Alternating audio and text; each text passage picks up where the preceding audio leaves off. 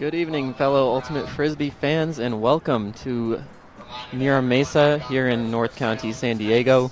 My name is Krishna Gomatam, joined by Graham Gerhart, and we are here commentating the Arizona Sidewinders versus San Diego Superbloom, final home game of Superbloom's season here in 2023. Graham, this is going to be a good one. These teams just faced off recently, and Superbloom got the upper hand. What are you looking for from both of these teams here? Yeah, this is a do-or-die situation for Arizona, right? We're looking at a team with San Diego over here on the field at a home game, feeling very comfortable right now. They currently lead their side of the league. And Arizona is a team that started out really hot but has since cooled off a little bit. They have a win over Seattle, who is inarguably the best team in the league currently, but since then they haven't really been able to reach those same heights. They've had a lot of inconsistency when it comes to their offense. So this game is going to really come down to what can Arizona prove on offense, both from their D-line, because we know their D-line gets stops, and then their O-line, who has been able to hold more consistently compared to the last meeting that these two teams had. Yeah, and on the other side of it, Superbloom, who's undefeated in conference play. They are 5-0 against divisional rivals. Their only loss, I believe, coming to Seattle earlier in the season. So Superbloom is riding a hot streak, and they're looking to cap off this their home games here this season with one last bang for the home crowd. So a lot riding on this game for both teams. Superbloom a little bit less so, just because they would need to really lose this game by a lot to hurt their playoff chances at all. So Superbloom's going to be looking to really work on their systems, refine their rosters, and look to refine their sets here going into the postseason so they can go in with a lot of confidence. Yeah, we spoke to the coaches earlier, and the San Diego coaches specifically mentioned that they'd have to blow the lead by, I think, close to, I think they said 30 points over the next game or so for them to find themselves out of a playoff spot. So while it's not guaranteed, it is all but guaranteed, considering the scoring numbers that they've been able to put up in most games against most opponents. You know, this is not a team that struggles with scoring, San Diego. It's more so whether Arizona is going to be able to punch them in the mouth and see if San Diego kind of responds with a little bit of uncertainty, or whether they're able to, respond back just in turn. A quick look there at the Arizona Sidewinders roster for this year. Some players to watch who have been very stellar over the last few games. Paige Applegate, a very accomplished thrower, and definitely one to watch there. Chip Chang, UCSD alumni, who has had an amazing season so far with her athletic plays on defense. And another one that I'm really looking forward to seeing their performance here today is Caroline O'Connell. She's been putting together a great season here. Has had a few inconsistencies with turning over the disc, but a very accomplished player and very capable. And look to her to lead this team early on here in the first quarter to get them out the jump. Yeah, and you spoke of a lot of their offensive players, but Arizona really, they are a defensive-minded team. This is a team that has no problems gaining blocks. And so when we think about their roster, Cynthia Thomas, too, stands out. Somebody who has been integral for them all year and, in previous years, too, but just able to get stops, and they will definitely be putting her on some of the more difficult matchups as we go along with that. Cody Lippincott, too. We're expecting really big things from their D-line. And their coaches are too. When we spoke to their coaches, they spoke specifically about how their D-line can get really aggressive and get blocks, and it's just about converting once they get those chances. Absolutely. And as we wrap up looking at the Superbloom roster, who are you looking to watch here, Graham? I know the Superbloom is quite a star-studded roster with a lot of these players playing together on Flipside Ultimate in the club season as well. They have a lot of chemistry here, and although this is only the second season of the WUL, this team has developed a lot of chemistry throughout both club and the professional scene. And taking a look at their roster here, who are you looking to make a mark here? I think, the obvious answer would be Dina, but more so we should look to the full depth of the roster. They get Kristen Pajunas back, and that's going to be a really big deal.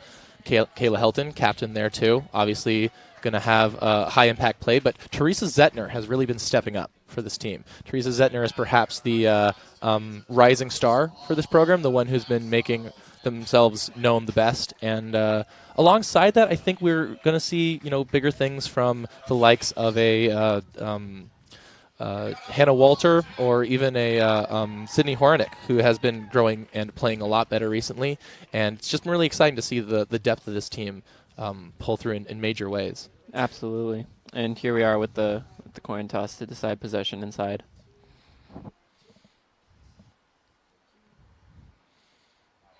These two teams know each other very well, so I'm sure they're excited to see each other once more.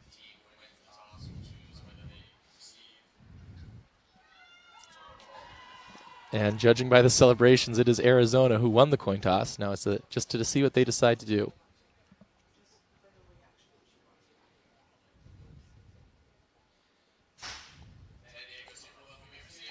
So Arizona has elected to pull from the north side of the field here, and San Diego will receive to start it off with an O point.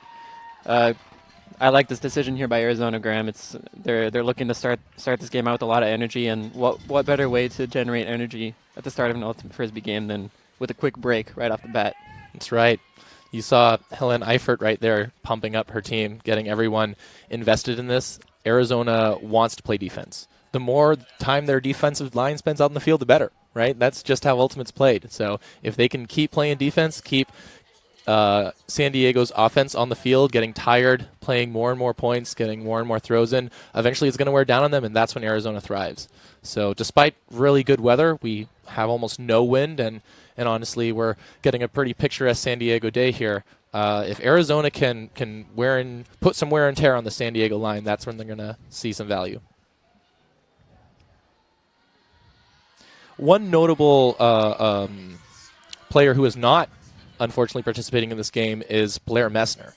Blair has been really good for the San Diego squad for the entire year so far, and unfortunately is in street clothes today because of a left hand injury, which has impacted her. Blair has been so consequential on their O-line, and she's crossed over to some D-line points too so far. So it'll be interesting to see who takes over on their offense without her. Obviously, San Diego is not without stars, but they have relied on Blair in the past, especially as a finisher, someone scoring a lot of the points by going deep. Absolutely, yeah. Blair Messner is incredible speed out there on the field, and San Diego will definitely be losing a lot of speed there with her absence, but definitely going to be a great opportunity for some of their other downfield cutters to shine and really take advantage of that opened up space there in the deep space.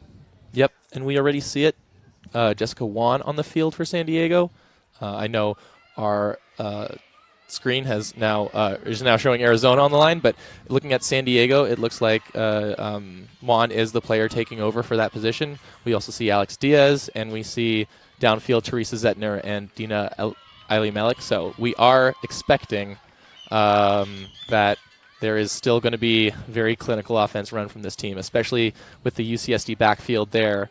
Avery Jones, Kelly Iwamoto, and Rebecca Ellis. Absolutely, and 5 members of that UC San Diego Dragon Coalition 2019 national champion team on this line. So always a treat to watch them continuing to play together, even past the college scene. So love to see that out there. Definitely, and their chemistry is well known.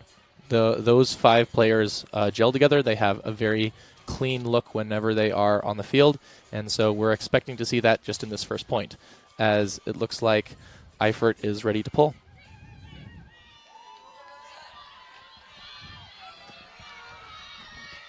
And that's a deep pull just going down past the 35-yard line. Kelly Iwamoto with the disc, and she dumps it back to Avery Jones.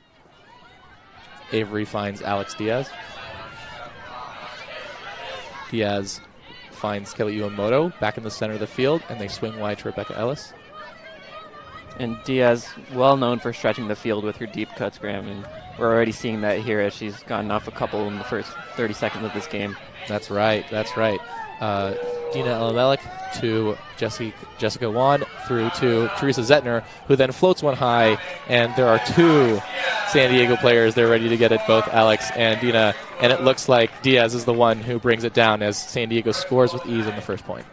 Diaz making her mark early here. She is a very, very known scorer here in the WUL, which is a trend that has traced back all the way to college. So no surprise there with Diaz finding herself in the end zone on the receiving end of a great throw there from Zettner as we take another look at this throw.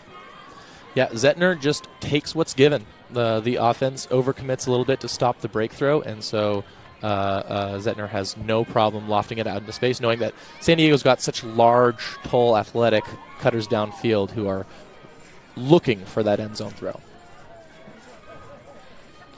That is something that San Diego does really well, is a lot of their deep strikes come off of plays to their cutters. Their initiating cutters are a lot of the ones finding the action downfield and taking their deep shot targets. Many times their handlers are the ones who will collect it if it's just shy of the goal line or if it's in the center of the field and they need to keep motion going. But we're focused on Arizona's offense now as the pull just goes off from San Diego. Absolutely. And if you're Arizona here, you're not sweating this too much. Again, you decided to start on defense there at the beginning of the game with the chance of making a break, and it didn't happen, but you now have a chance to be even on serve. So you're Arizona, again, you're in a good spot here. That's right. As we've seen Chip Chang, Paige Applegate, and Caroline O'Connor swing that disc around to each other. Unfortunately, a high throw goes over Paige's hand, and Applegate cannot bring it in, meaning San Diego has a chance right on the end zone line. And this is huge. I was just saying that you're in a good spot here for Arizona, but now you've got to be a little bit worried here as San Diego has a chance to put it in, which they do. Yeah, it's pretty easy when your target is Kayla Helton.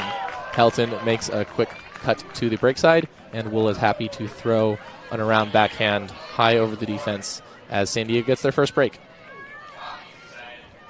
And Helton, one of the leading scorers in this league for the last couple of years, honestly, and no surprise there. She's on the receiving end of another goal. Samantha WUL there with the high around break to Helton with all kinds of time and all kinds of space there. And we see it, Arizona backs against the wall.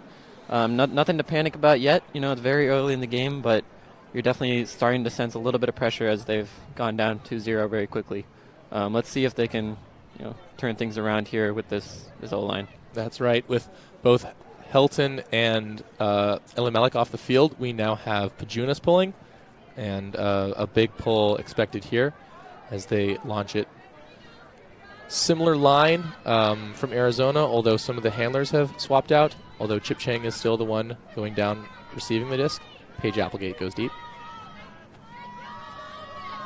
Colgu Spolaris, sorry with that, Calgu Spolaris was the one who received it, popped it to Applegate, and it is back in the center of the field. Chang narrowly misses a pass as Arizona turns it, and San Diego has a chance, although they are trapped on the low sideline. Great pressure there from Rebecca Ellis. You saw it right when they pulled that. She came charging down on that pull and almost actually got an interception on that initiation throw, but puts good pressure there on her assignment and forces a turn. And Ellis on the other end finds a beautiful bladey throw to Pajunas as now San Diego has scored their second break. And just a clinical look. San Diego loves to throw it deep. They want that end zone.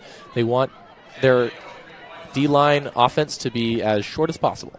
And so they look for it, and an easy find there with Pajunas going deep. And there's Ellis's throw again, and Ellis loves those flick hucks. She is one of the better flick huckers on this team and in the league, and proving her stripes there with that throw. Indeed, yeah. One of the fun additions this year has been the captain's patches that we've seen both from Helton and from Pajunas. Unfortunately, in this angle, we're not seeing it, but it is a good look on their jerseys, and we are expecting a lot from the captains for both of these teams to show up in a big way. Absolutely. And again, Arizona, you just got to punch in that first score here, and they're going to get their momentum going. But again, it's very early in the game, and I'm hoping to see a smooth offensive point here from Arizona. Let's see what they can do. That's right. Helton pulls it, disc centered to O'Connell. O'Connell gets it to Landry, and then down to Dunn.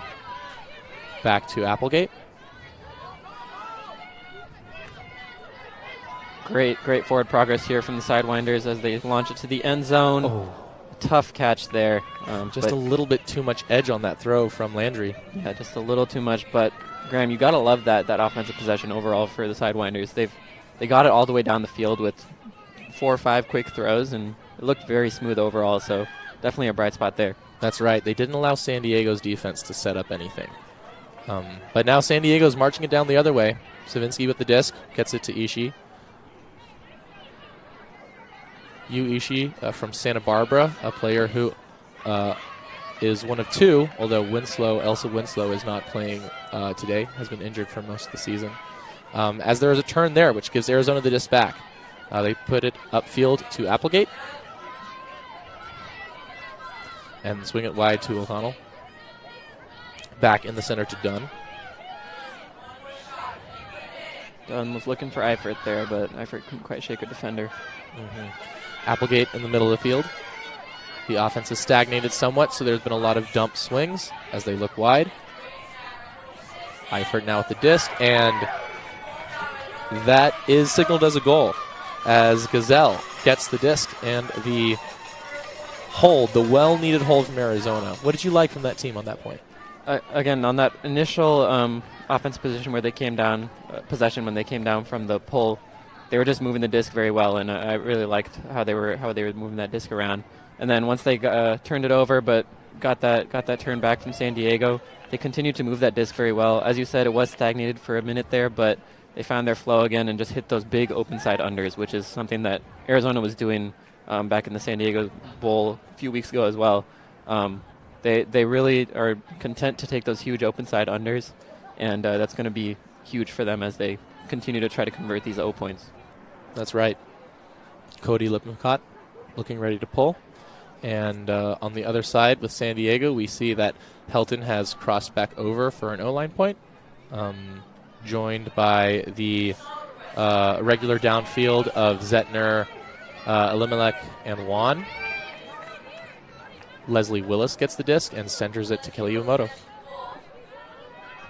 It's a zone look, or at least a junk look, really slowing down San Diego's offense in the center of the field. So there's been a lot of swings between the handlers right now. Yeah, and it looks like Arizona's trying to force San Diego into the middle of the field and funnel them there into the help defense, which is a great tactic here, I think, for them. This really is where the chemistry of San Diego's handlers thrive. The time together that they've had allows them to open up the field, and they're off to the races right now. Juan just short of the end zone from a pass from Helton, and Willis gets the disc with an easy swing over to Iwamoto. Oh, and just a miscommunication there as Iwamoto throws it too far for Ellis, who was not expecting that pass. Yeah, it looked like Iwamoto wanted Ellis on that first look, but then saw a little help defense, great help defense there over from Arizona, and then tried to get on the second effort, but Ellis just wasn't expecting it, and Arizona will go back the other way. Great That's chance right. Here to break for Arizona, Graham. Yeah, and they have got it off the sideline, which was their initial threat. More towards the center of the field as Merrick has a disc. It looks like a stole out was called. Observers getting involved here. Let's see what the call is. Yeah. It looks like it was upheld. San Diego gets the disc back on the end zone line. A difficult situation there where Merrick initially tripped, and in doing so the stole count get on before they were really even able to set up any sort of offense. And speaking of offense, Helton just attacks the open side space, gets around the defender, and that is another goal for Helton, who is just dancing around the end zone. Yeah, and we're going to take another look at that here in a minute, but Helton just made a great cut, shook her defender, got that underneath hip to open up, and snuck in there on the end zone line. But let's take a look at that turnover here from San Diego first, where they nearly scored. And Juan just straddled the line there, so close. Second foot was down. But here is that goal. Just gets in front position, takes what the defender gives her, and gets open in that space. And a lot of that is the trust of Willis that Helton is going to complete that cut, right? When there's a defender in that space, it's pretty easy to be more hesitant with the disc, but Willis knows Helton's not going to stop. Helton's not going to try and shake the defender. Helton's going to power through when they have that positioning. And very nearly blocked there by Arizona. Great effort there on that bid, but just a little bit short as we see the next pull here from San Diego. And Arizona looking to get a much-needed hold here, down 4-1 early. Chang gets it wide, and they rip one downfield. Unfortunately, a little too low, which makes it a little too hard to be chased down. And so San Diego gets the disc. It is on their own goal line and on the low side, so there is going to be some difficulty from San Diego getting open. But Pajunas does manage to still beat her defender to that disc, and now holds it and doesn't hold it for too long as they launch it deep. Lexi Stombaugh gets the disc just past the 50. And Hannah Walters and Yu unfortunately is unable to get around her mark as Jax Salustro manages to get that block. Great hand block there from Salustro as Arizona throws up a hook the other way. And that's how you do it. O'Connell all the way through to Landry. Landry had steps on Pajunas, and there was just a little bit of a miscommunication on defense there from San Diego. More than enough for Arizona to notch that hold. Yeah, what a play there, and what a swing there on that point from Arizona. Great defensive play on that hand block, and then we take another look here at O'Connell's flick huck over to Landry, wide open in the end zone. And you got to feel good about that point for Arizona. Just a huge turn there generated by Jack Salustro on that hand block, and a lot of energy here for Arizona going into this next point. That's right. O'Connell's been doing that since her days in Texas. She was Texas's center handler pretty much from her time as a freshman, and immediately big impact, always looking for deep shots, and that was Texas's offense for a long time, was just seeing what O'Connell could do, throwing it deep for some really athletic cutters. The pull goes off, and it looks like it's going to be out of bounds. Samantha WUL going to get the disc and take it in the center of the field. And pulling ultimate frisbee is no easy task, let me tell you, Graham. Sometimes either that wind will just take that disc and flip it over and take it straight out of bounds when you thought you released it perfectly, which definitely happens to me every time I try to pull. But that looks like that's what happened there as Ellie Melik breaks away on the deep cut. And a lot of that coming down to San Diego being able to get the first initiation cut open and then use the break side cutter to go deep. And they found a lot of good momentum with that as WUL hits Iwamoto upline, who makes an athletic grab right in front of the goal line. Iwamoto immediately stands up and looks for a little dish pass. Unable to find it, but hits WUL back 5 yards and then strikes forward in the end zone as Iwamoto takes a scuba down from WUL for the goal. Iwamoto and WUL just running the show there on that end zone set. That was pretty to watch as WUL finishes it off with Scuba over to Iwamoto for the score. Two former teammates at UC San Diego in college for 4 years, and their chemistry really on display there as a great bid there from Iwamoto, and then a little dish give and go there from WUL and Iwamoto for the score. You can just see it on the replay that they know what to look for with each other.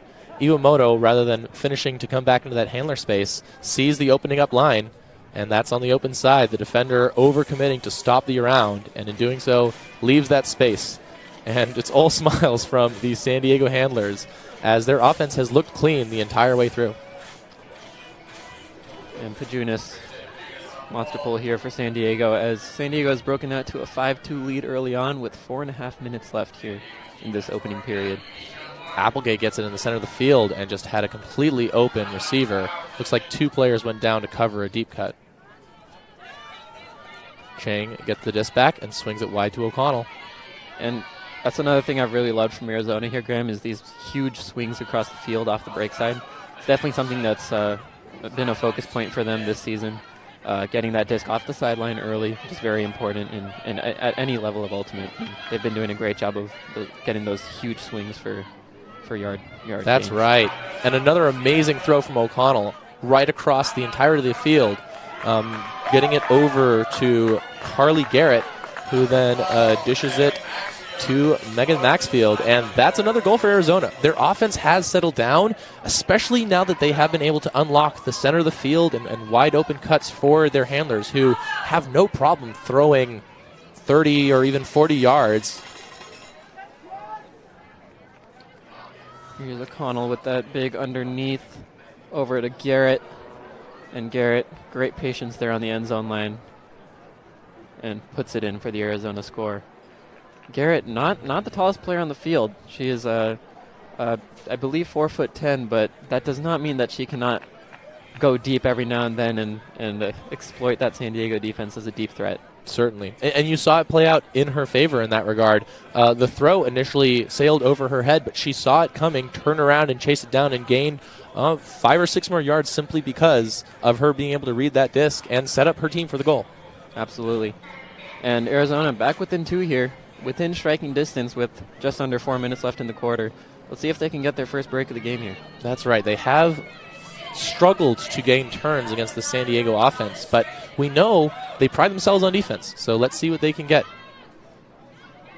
That is Ellis with the disc. Ellis looking like she was going to power a deep throw, but holstered it, getting the disc back to Iwamoto.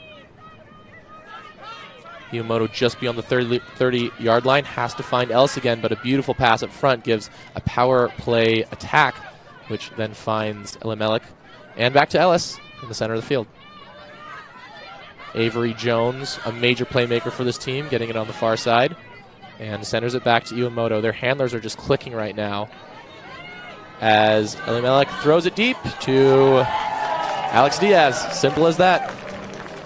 And again, Graham, those five UC San Diego alumni, they are just running that show there on offense. I believe they're the only 5 who trust the disc on that point, and you know, if it works, it works. It works. I'll tell you, it's been working for 5 years, so why stop now? That's right. Another look at that last huck there from Elimelech to Diaz, wide open in the end zone. And you know, you could take a stock game of UCSD's from 5 years ago, and it would look exactly the same as that. That same play from Elimelech to Diaz has been going on for years and years, and there's no reason for them to stop now. They've only got better since college. Absolutely. And I did really like the patience there from UC San Diego. They had a couple deep shot options there on that point, and they decided to holster them. I believe Jones had a look there, and Ellis also holstered that backhand. Arizona was doing a great job of putting pressure on those deep cuts, and they were just slightly contested. So San Diego did a great job of being patient there until Elimelech got that wide open huck. Incredible pull from Helton, almost to the 20. And Arizona, despite having had a great centering pass, is still only at the 40, although O'Connell has no problem shooting it deep from the 40. Rutledge is there for the block, and the help from Kayla Helton herself is what actually got that stop. San Diego has the disc with Samantha WUL picking it up. Very impressive throw there from O'Connell, but just floated a little bit too much there, and Helton had time to catch up and make a heads-up play there to defend it. That's right, and Helton was nowhere near the disc, but saw that it was floaty enough and took off after it. And now has received the disc on the far side at about their own 30.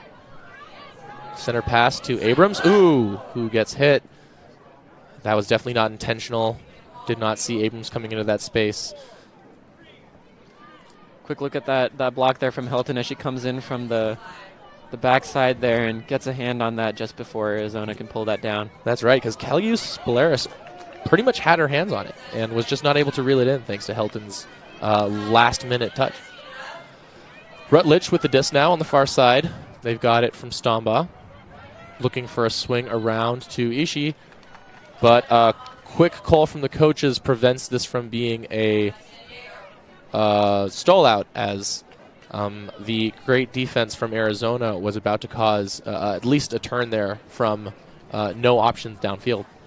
Yeah, and a good timeout call there. There's about 1:43 left here in the quarter, and San Diego decided, you know what, let's not risk making a turn here close to the end of the quarter. Let's talk it out and try to get this disc off of the sideline so we can try to generate some sort of end zone offense here going into the end of the quarter. One of San Diego's strengths is the many coaches that the team has. They have coaches for just about every aspect of the game, but Angela Wells, their head coach, has been doing a stellar job with this team so far. The growth that we've seen from their first game against Seattle through to where they are now, it's not maybe a night and day difference, but there really is a cohesion with their offensive unit that, you know, in the first week they were still perhaps figuring out. Absolutely. And speaking of coaches on the team, I know a lot of their roster are actually coaches for college and club teams as well. I know the UCSD Dragon Coalition has the privilege of having a few of the members of the Super Boom roster as their coaches in the college scene. So, you know, it's a testament to the game knowledge and the high IQ of a lot of these players, and that they're able to coach teams at such a high level. And you know, just a lot of very seasoned ultimate frisbee players involved with Super Bloom. That's right. The game is back on. Avery Jones has a disc, and Arizona set up a somewhat junky look with Melissa Dunn over in front of the disc. Avery Jones struggled, but did manage to get to the far side. And now Pajunas fires it wide to Kelly Iwamoto, who is able to bring it down before the sideline. And that's a goal for San Diego. And how did Pajunas find that gap? It seemed like she threw that through like 5 different defenders and offensive players there just to get that over to Iwamoto. But she saw the line, launched it, and executed it to perfection. We'll take another look at that here.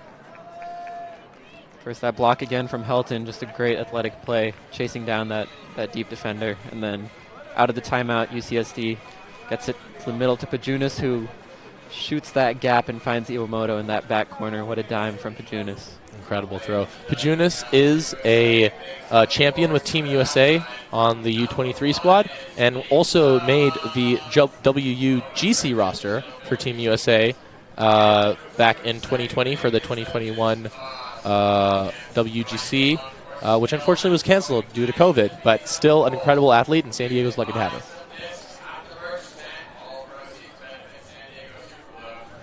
Willis is getting ready with the pull here. San Diego launching a disc with 1:24 left.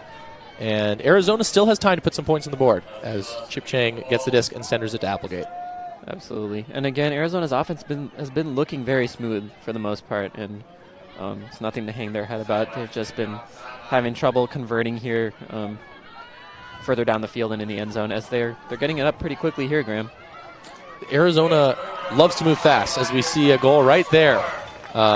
We get a great example of that when it moves fast and it works, as Chang hits Garrett. The best parts of Arizona showing on that point. San Diego had no time to set up, and as such, Arizona got a quick goal in less than 20 seconds or so. Absolutely. And just great movement there. Again, you see those huge unders that I was talking about earlier. Arizona has just done a great job of spreading the field and hitting those cutters on the underneaths, and then Garrett, just a scoring machine, finding herself in the end zone, right, as she usually does. And that play was really set up by Nora Landry with that major undercut that you saw, getting the disc with a 15-yard pass in the center of the field and being able to siphon it off back to a handler in a power position throw. I mean, that's all you could want from this Arizona offense. Absolutely. And I'm going to take another look at the UC San Diego heavy Super Bloom offensive line. There we go. Carly Steiner pulling. Large pull, unfortunately floating out of bounds, but otherwise spectacular pull. Great catch there from the cameraman on the sideline. That's Graham. right. Might have to give him a 10-day contract. He is already wearing a jersey. Avery Jones starting with the disc. Kelly Iwamoto joining her in the backfield, and Rebecca Ellis at the start of the side stack. San Diego runs a side stack here to really be able to isolate their best cutters.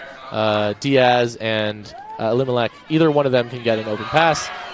And Elimelech does, throws it deep for Diaz. Whose layup is just too shy of being a completion there. But it really was a 1-2 punch, which is what San Diego's known for. Absolutely. Massive bid there from Diaz. Just couldn't quite get there, but those are the types of plays you're going to see made by Alex Diaz out the field every day as she contests this deep shot going up for Arizona. 3 San Diego defenders there, but they could not come down with it, as it is Lauren Pisani who gets it. And a very clutch timeout throw allows Arizona the chance to stay away from that unfortunate turnover. Great call by the coaches there, which sets up Arizona for a break. Absolutely, and with just over 30 seconds left, that's a great spot to be in. They're at about the 40-yard line here, I believe, and we'll look for Arizona to draw up something here out of the timeout and run a well-oiled offense coming out of the timeout. And time is on their side because they don't need a rush at all. Even if they score within 4 seconds of time being up, that's to their benefit because all they needed to get is one stop from San Diego for time to expire, and that's a free point for them if San Diego doesn't score it. Or if they can just burn out the clock entirely and no one scores, that's still a win for them because it means that San Diego does not have a chance on offense. Absolutely, and with the WUL, which is a slight rule difference from USAU,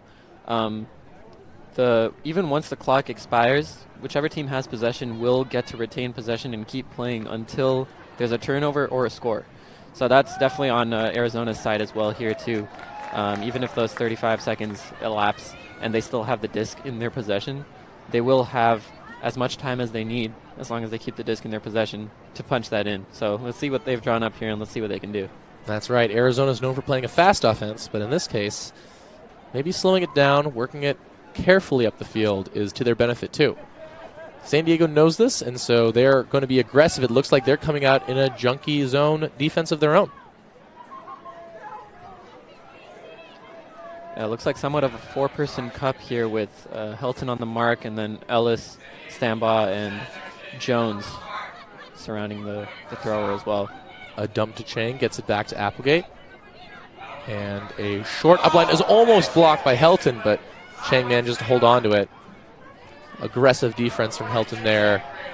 Particularly scary for players who might not have the throws, but a high one, just over the top, and Garrett is unable to bring it down.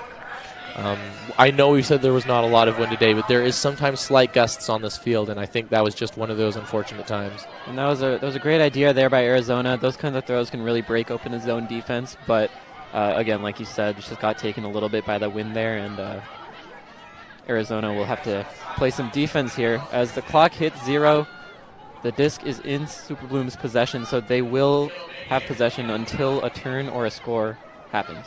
That's right, and so now San Diego has to be very careful with the disc.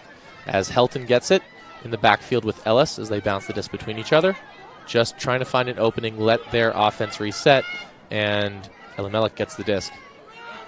Helton still in the backfield with her. Two players that you would normally see downfield but are so trusted with their throws that it's not a problem having them back. Avery Jones with it now, swing around to Helton. Helton up to Stambaugh. And trust throw, as that is Teresa Zettner, who is the one who beat her mark to the front of the end zone. And San Diego gets this hold to go into to end the first quarter. End the first quarter, 8-4. Absolutely. And again, another look at that initial bid there from Diaz, just short, and then that great catch there from Lauren Pisani for Arizona to give them a chance here. And then after that, a quick timeout was called. Close D there from Helton, gets a hand on it, but great presence of mind from Chang to stay with that. And then that unfortunate turn there as that throws a little bit over the hands of Garrett. And then just a very pretty offense and patient offense here from Super Bloom to punch it in at the end of the quarter and take an 8-4 lead. And that's a huge point there for Super Bloom. You know, for some reason in my head, I think seeing a 4-point lead versus a 3-point lead, there's a pretty big difference there. You know, a 3-point lead, you know, that's 2 breaks and a hold away, but the 4-point lead seems a little bit more daunting. Yep. And we'll see what they can do in the second quarter as we take a quick break here.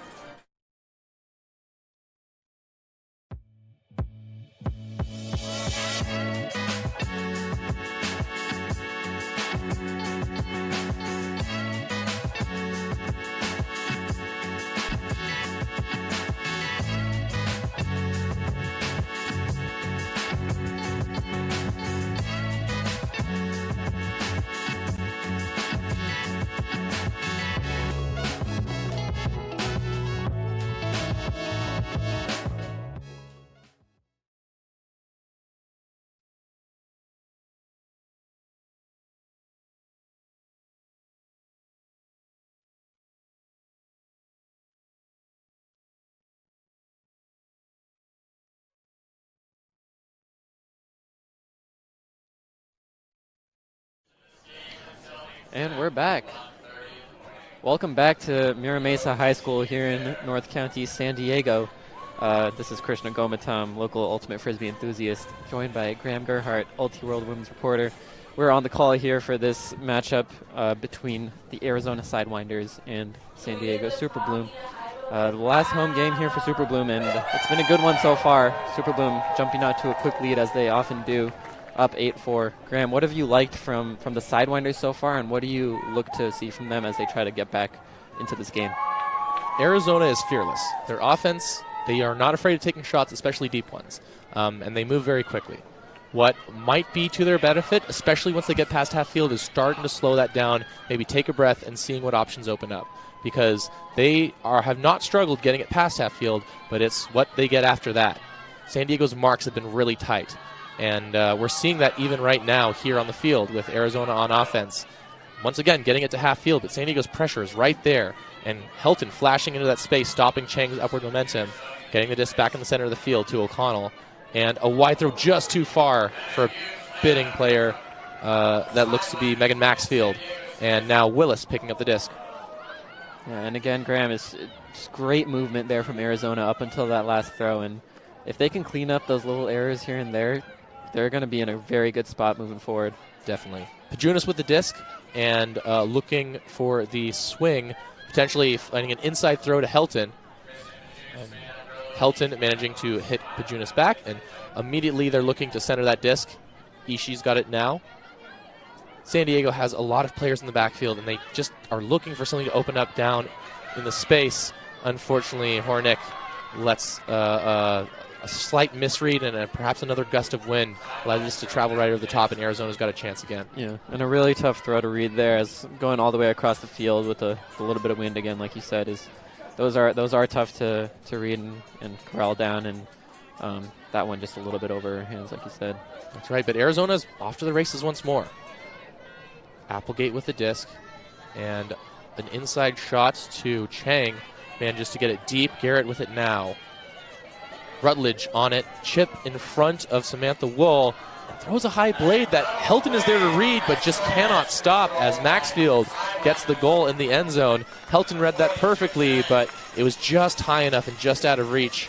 And over the back shoulder of Pajunas, who was unable to read that. What a throw there from Chang. That was an absolute clinic in how to throw an OI flick to space.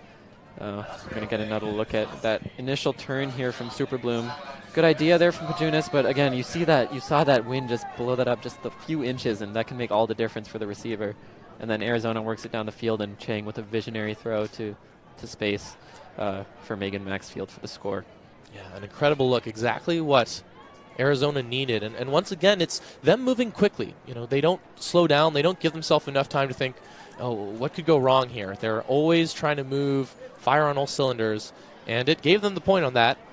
Now let's see if their defense can do the same. Move as quickly as San Diego, who does not play quite as fast a style of offense, but plays a very clinical offense.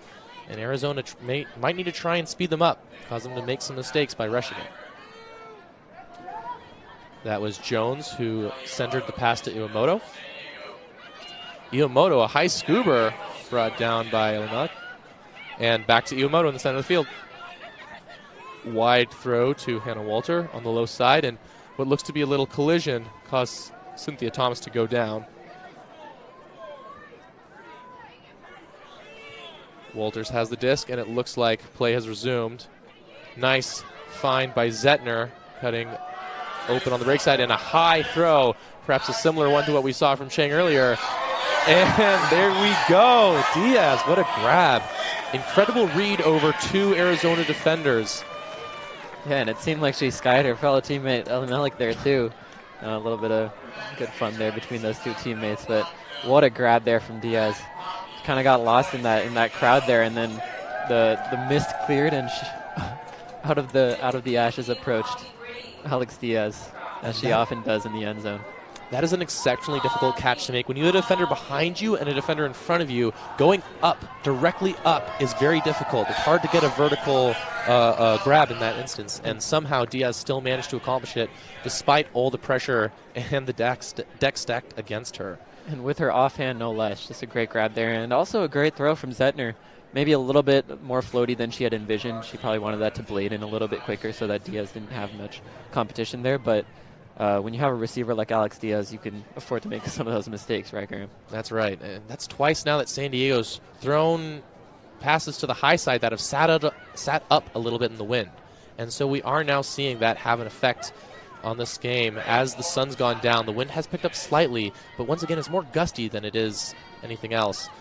And it does not seem to have affected this Arizona offense, as they are already halfway to, or 3/4 of the way to the end zone. O'Connell with the disc now. And wide out to Garrett, who pulls it down past Helton. Great bid from Helton and incredible grab from Garrett. O'Connell back with the disc. Oh, and just a short swing means that Applegate could not come down with it. And hope everyone's okay there. It looks like those players are a little bit shaken up after hitting the ground there. Perhaps a foul call. Let's see what happens here. Here's that throw from O'Connell, just a little bit low, and that's a tough catch to make, especially when you're a taller player. It's very hard to get that down that quickly and make a catch like that. So unfortunate error there from Arizona, but here comes Super Boom the other way. And, you know, for her size, Garrett is having an oversized impact right now, managing to get a block against Helton as they jostled for position there.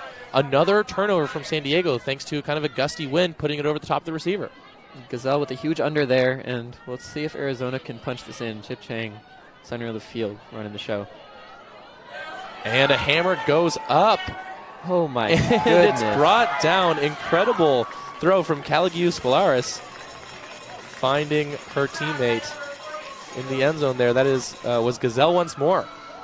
And Arizona notches on a incredible hold there that keeps their hopes in the second half alive. Yeah. And you're going to see here, Callahan Spolaris just tells Gazelle, hey, go to the back corner. I got you. And just unleashes a monster hammer right on the dot. And Helton, not much you can do there. You just got to tip your hat for an amazing throw by Callahan Spolaris. And you love to see that, the calling your shot and executing there from Arizona. That's just great to see as they narrow the lead. They are now down 9-6. Arizona, once again, fearless. That's what their offense is. They have no problem looking for maybe the less conventional shot. If they know they have the throw, they still want it. And night has fallen here, in case you can't tell from the live stream. It was a little bit sunny to start the game, and sunset just a few minutes ago. So we're playing under the lights here at Mira Mesa High School, a great venue for ultimate frisbee. This is where the club nationals are hosted as well every year, and it's just a thank you to Mira Mesa High School for allowing us to host these events here. It's truly been a pleasure. Truly, there's been some great ultimate moments on this field, and we might be getting another one here as Diaz shot it deep, and Juan tracks it down. That's a goal. Incredible grab. San Diego still powering through Arizona's defense. Not much Arizona's been able to do to stop the initiating cutter, getting the pass, looking downfield, and taking a deep shot to the other cutter who has been streaking deep. And Diaz, you'll see in the replay, had almost a flat mark there and had to really step out to get it around her mark there, and just quite an impressive throw by Diaz to curl that OI flick back into Juan, whose defender really didn't have a great angle on that because of how good of a throw that was. Again, UCSD connection is firing on all cylinders here tonight for Super Bloom. That's right. They're putting on a show for the home crowd. San Diego offense looking very good, and Arizona's chances of being able to break back into this game looking slimmer and slimmer with each successful hold. Yep, and they are looking slimmer and slimmer, but I do look to see a great run here from Arizona. Again, their offense has been firing very well. It's just those errant throws here and there that are costing them huge possessions. So let's see what they can do. Applegate with the disc.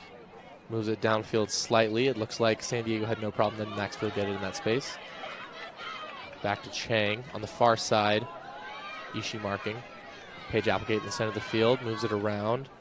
Callahan Spolaris. And Nicole brings it back to Applegate.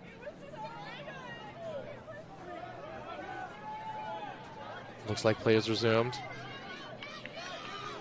Not a lot of options, but still a find in the center there to Gazelle. Gazelle back to Chang. Arizona's offense running out of downfield momentum, but a wide throw to Callahan Spolaris. And now to Maxfield. On to Applegate. And just great movement again here, Graham. Arizona is doing a great job of getting that disc back and forth across the field, generating different looks for themselves, and let's hope they can punch it in here with some end zone discipline.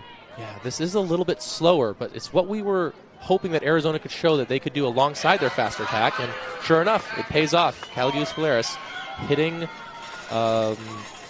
hitting Gazelle again. Yeah, and that's 2 straight points, or 0 points for Arizona with that connection between Caligus Polaris and Gazelle. So definitely look to see that continue to fire here for the rest of the game as we take another look at that possession from Arizona. And that all comes from just swinging it to the break side. When Arizona can get to the break side, San Diego starts to look a little bit more in trouble. San Diego had some options. Pajunas almost managed to notch a block against Maxfield, not 2 throws earlier, but then once it gets to the break side and they can get around, then they find the end zone, and it's a goal. And like you said, it does look like they're slowing down the pace a little bit here on offense, Graham. Earlier they were taking those iffy shots here and there, or rushing their throws a little bit, resulting in some errant throws and errant drops. But on that possession, that shows exactly what Arizona is capable of when they take their time and run their offense, run their system. And if they can continue to do that here and generate a couple turns and do that on break points and break chances as well, this could become a game really quickly. Definitely true. Iwamoto collects the disc, centers it to Jones. Jones has it in the center of the field, doesn't like what she sees downfield, and dumps it back to Ellis. Ellis puts it out wide. Hilton has to adjust, but catches it easily. Winds up for a huck, but holsters it. Hits Juan for a 20-yard gain. Great choice. Massive under there for Superbloom, and that's huge.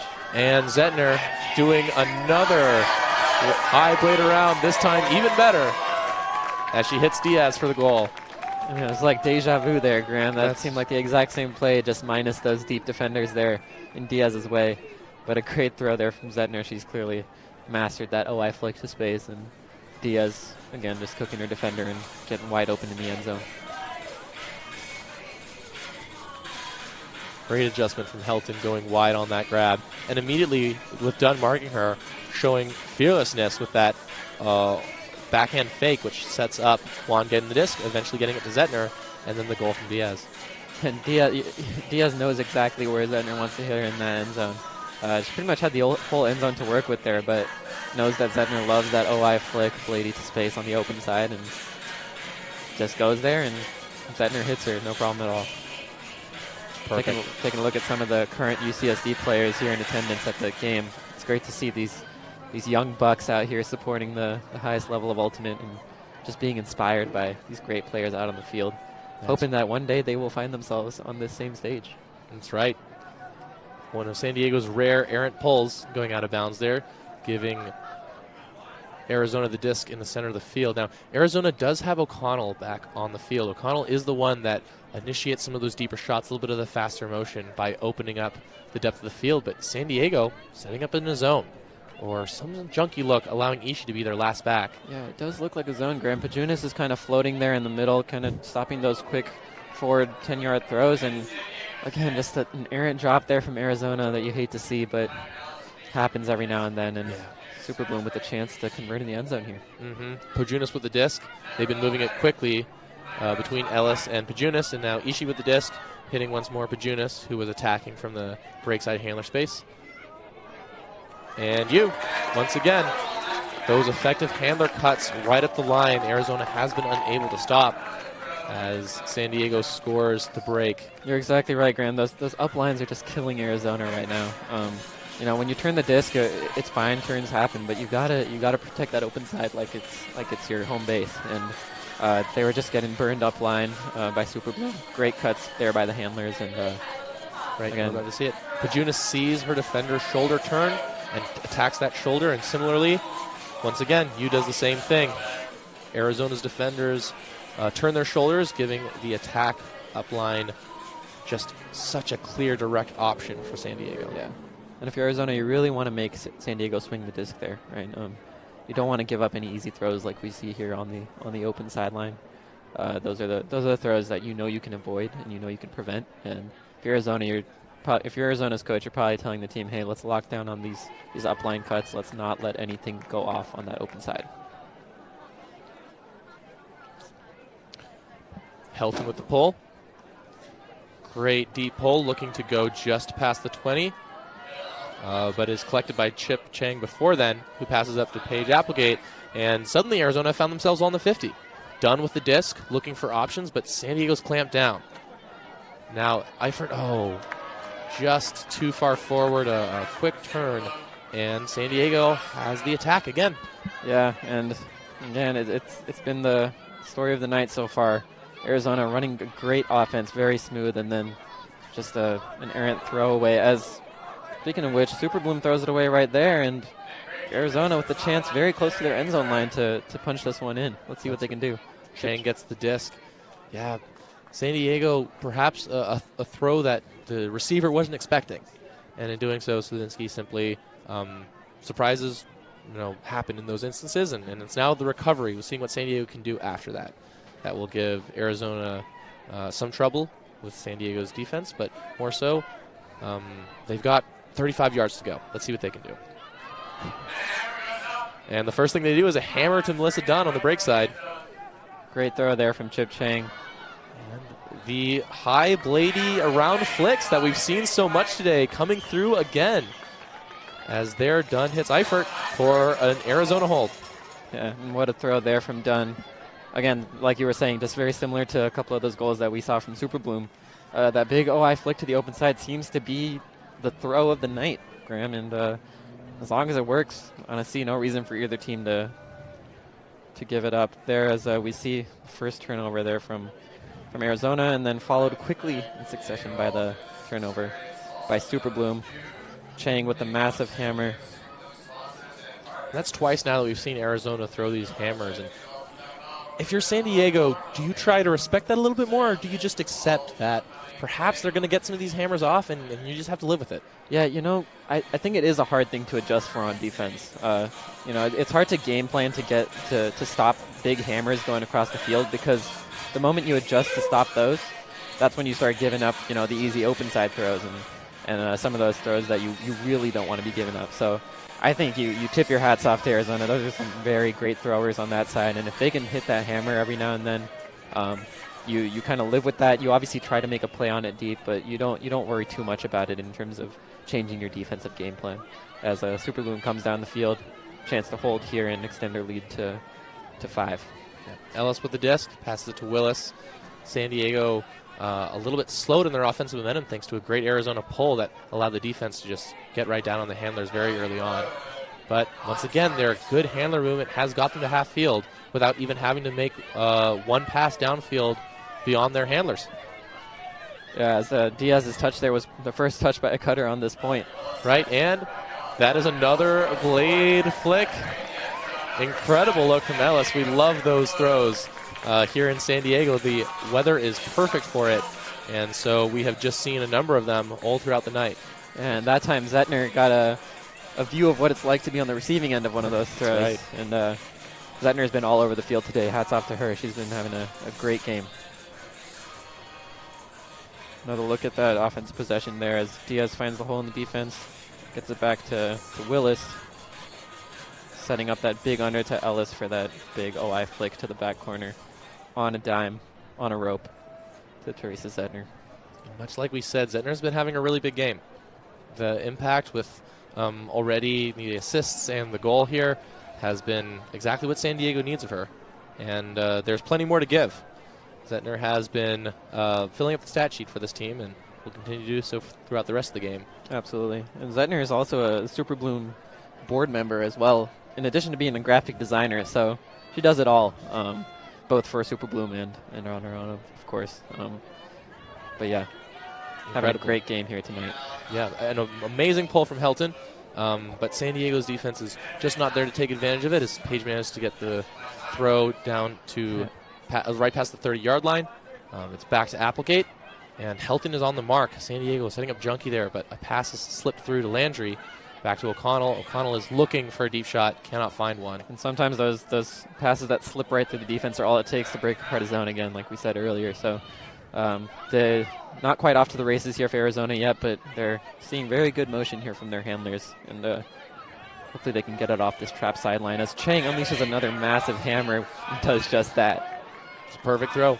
There is no chance for Elimelech to stop that. And now Arizona has it just shy of the goal line. O'Connell with the disc. Dumps it back to Applegate, but there looks to have been a call made. And Chang with just very impressive hammers we've seen tonight. She had 289 throwing yards in week 5. She broke into the top 5 in the WUL, so we know she can throw, and those hammers are just another throw in her arsenal. That's right. Right now it's Applegate doing it all now. That is 20-yard line and a swing out to Landry. Landry makes a couple fakes but gets it back to Applegate. Applegate surveying the field and lets off a hammer of her own. Helton's there, though. It looks to be some contact, but Garrett shakes it clean. Good find from Helton. You know, you can only hammer it for so long before someone's able to make a read that that's what you're looking for. Yeah, and like we were talking about earlier, it looks like Helton, that time she saw it coming, you know, and she did adjust her defensive positioning a little bit as that lefty backhand is and a Callahan will just unfortunately releases too sharp. Ishii is leaning downfield and not able to recover as there goes Chang off to get a Callahan. Arizona massively fired up from that, as well they should be. That is just the type of play that they need. Oh my goodness, Graham, that was an insane play there from Chang as that throw just looks like it slipped out of WUL's hand just a little later than she wanted it to on that lefty backhand and kind of rocketed. You saw her reaction right after she released it, and then Chang tracks it down like a hunter and just comes up with that massive Callahan. What an amazing catch there from Chang. The bid there was so impressive. Chang had been slipped into the handler lane a little bit, but saw the throw go off and knew that they had a play on the disc. And sure enough, Chang came down with it. All of Arizona fired up, and let's see if that can translate to some hard defense here. Another look at that there. Man, I could watch that replay all day, but we're going to get back to the game here. That was just what an amazing play there from Chang. Phenomenal. Big pull going up from Eifert. Looking to fall on about the 30, and so Iwamoto collects it. Huge bid, but Ellis is calm, posed, and tries to take that advantage that comes from a defender having slid all the way past. And Graham, you're seeing that energy already from Arizona here as that attempt there from Gazelle on the bid on that centering pass. She may not have come up with that D, but you know, you love to see that energy off the gate, and you can tell Arizona has a little bit of a pep in their step as they're trying to erase this 4-point deficit here in the second quarter. Right, but that's the problem with San Diego's offense is pep isn't enough to stop them. San Diego, a clinical throw from Ellis around the defender through to Diaz, as no matter how much energy Arizona puts into it, San Diego just plays their system. They know what they're looking for, they have their options, and they take those. Their discipline is really something to watch. San Diego, again, that chemistry that they've developed through multiple outlets, both through San Diego, UC San Diego and SDSU college teams, as well as the club scene with Flipside. It's really showing itself here in their discipline and their disc movement across the field. And here, as we take another look at that beautifully run offense there with Iwamoto centering it back to Jones and eventually getting it to the break side with Ellis putting up that OI backhand to space for Diaz. Again, those UCSD 5 just running the show out there for San Diego's offense. Gazelle was maybe a half second too slow on that regard, but otherwise, Arizona's defense, has been trying to keep San Diego from getting massive open side cuts, and in doing so have let off a couple break side. And that's San Diego's favorite place to be attacking from. Absolutely. Deep pull goes off. Collected and centered to Applegate. Applegate out to Landry. Landry looking deep and will put it, but it's just hanging too far right and goes out of bounds, as now it's San Diego's disc at about the 15-yard line here. Yeah. And a great cut there from Calgis Belair. She got great separation there from her defender, but again, that throw just tails off the wrong way, and that's an error you have to live with, and you're going to look to get back here for Arizona. Yep. It looks like a quick turn from San Diego, and a problem with the shot clock or the timer on the stream means that the game was actually over with that. So San Diego will not get a chance to go for a break there as Arizona manages to cause the turn. And we are heading into halftime with San Diego up 14 to Arizona's 9. But it's been an incredible game so far with shots from both sides. Yeah, and we're seeing some very high-level ultimate here, Graham, tonight. It's been a treat. I'm definitely excited to see how Arizona responds after that quick momentum swing at the end of the half. I think they definitely have momentum on their side, although it may not seem it by looking at the scoreboard. And I'm excited to see what Arizona brings out in the second half. At the same time, Super Bloom has been the pillar of consistency here, both on offense and defense. So if you're Super Bloom, you got to just stay the course, keep chugging away at your system, and take the right shots when you get them, and maybe get a couple more of those OI flicks to the back corner of the end zone. That's right. That's right. If memory serves, Arizona was in a lot more of a pickle the last time these two teams played. So the fact that they are still within 5 is actually very encouraging, especially considering how, they have had opportunities with their defensive line. Now, not a lot of opportunities, but all they need to do is be a little bit more precious with that disc when they do have those, and we could see a much closer game in the second half. Yeah, and we spoke with Coach Angela Wells of Super Bloom before the game, and she said they wanted to be 10 points ahead going into halftime, which obviously is a setting your sights very high, but they know that they're capable of it, as they did do that last game. But again, like you said, if you're Arizona, you stop them from achieving that goal, and now you're put yourself in a good position in striking distance going into the second half. So both teams got to feel good here. I think we're in for a good action-packed second half of Ultimate. That's right. And we'll take it into half at that. Talk to you all soon.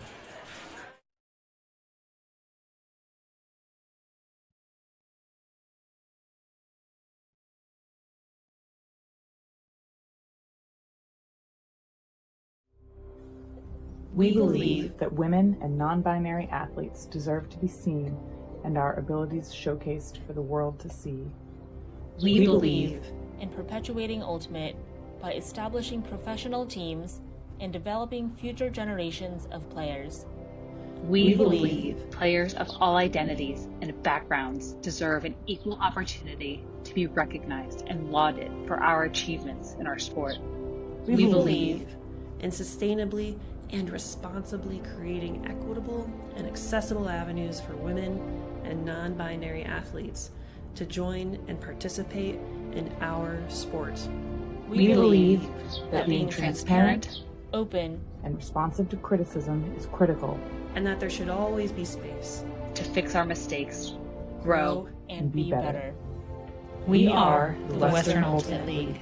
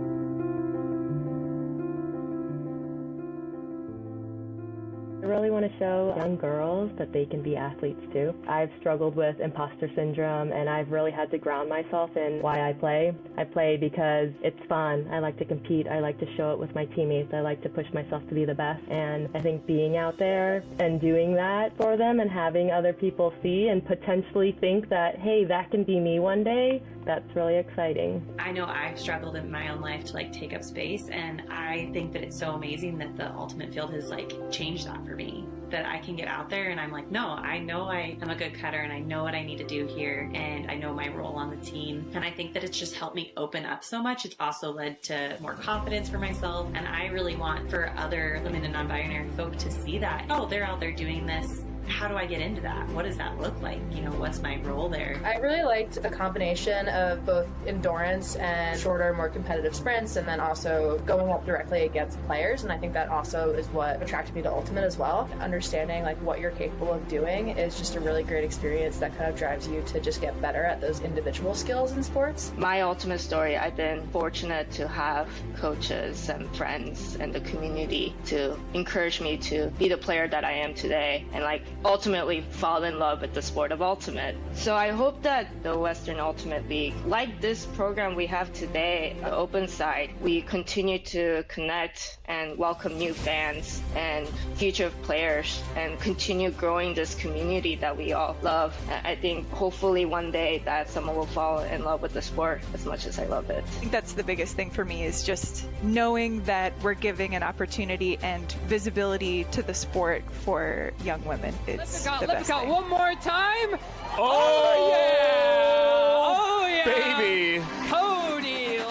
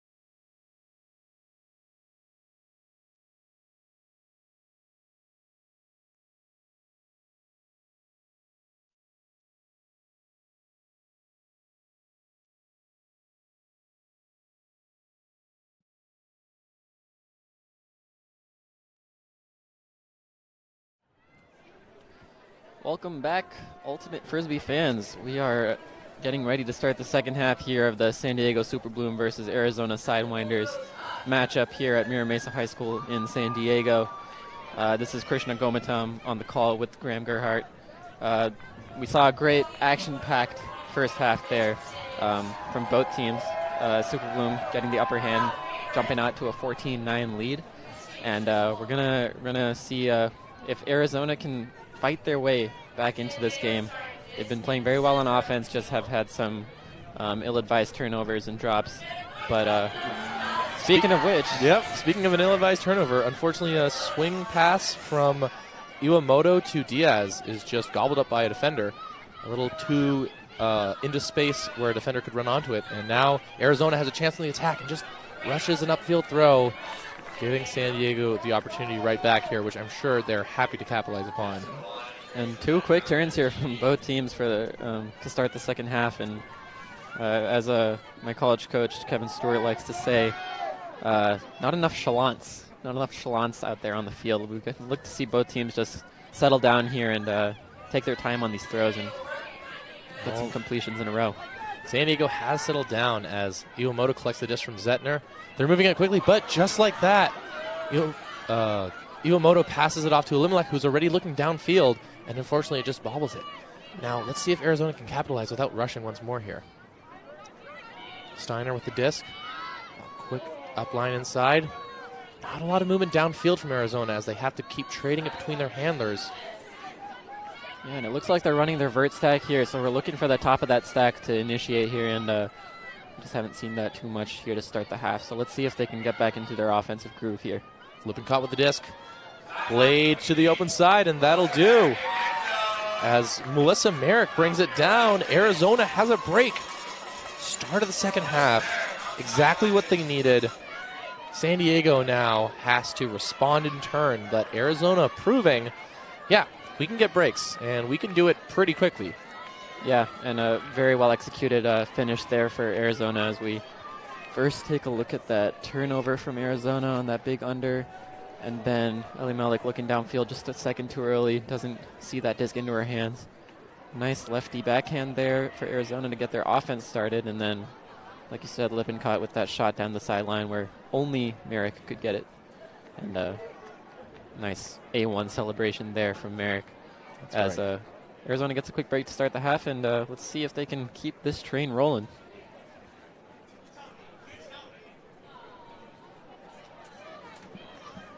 San Diego's not going to keep making turns like that. We know that for certain.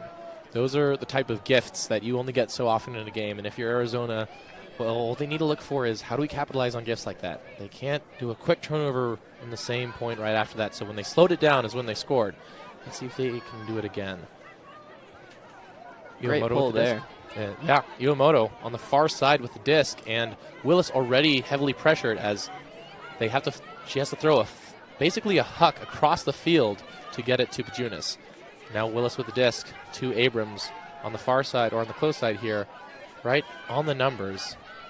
And Willis gets in the center of the field, out wide to Ishii. Back to Willis. Lots of good movement, but not a lot of downfield opportunity as of yet. Right as I say that, Wong gets open. Dumps it back to Willis. And we're seeing a lot of patience here from San Diego, which is just very key in a position that you're in right now, up 4, third quarter, in a game where you're really trying to work on your systems and work on fine-tuning everything going into the postseason. This patience has just got to be great to see if you're Angela Wells and looking to see exactly this out of your team. That's right. Helton tries an OI Blady flick of her own, and it works, mostly thanks to Pajunas' safe hands. There appears to be a Cole made, but... Oh, and that Cole was a goal. Pajunas manages to toe that line, and San Diego scores, although there does look to be some confusion, potentially a stole? And I'm not sure what's going on here. It looks like there is some confusion with the throw, like you said, but I wasn't sure that Helton had that for too long, so... Looks like a goal is called, and Super Boom will get credit for that goal. They go up 15-10, and great grab there from Pajuna. She attacked the disc. She didn't wait for it to come to her. Oh yeah. And just take another look at that. Pajunas just gets the inside shoulder there, inside positioning, and gets those toes just inside that 10-yard line, which is the front of the end zone here on this field. Eifert perhaps had just taken one step too far.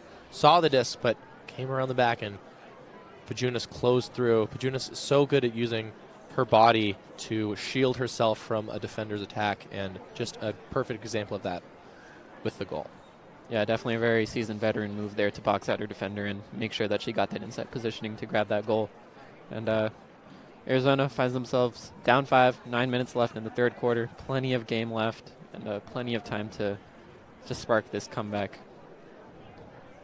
And if you're Coach Angela Wells, I think you're just telling your team composure.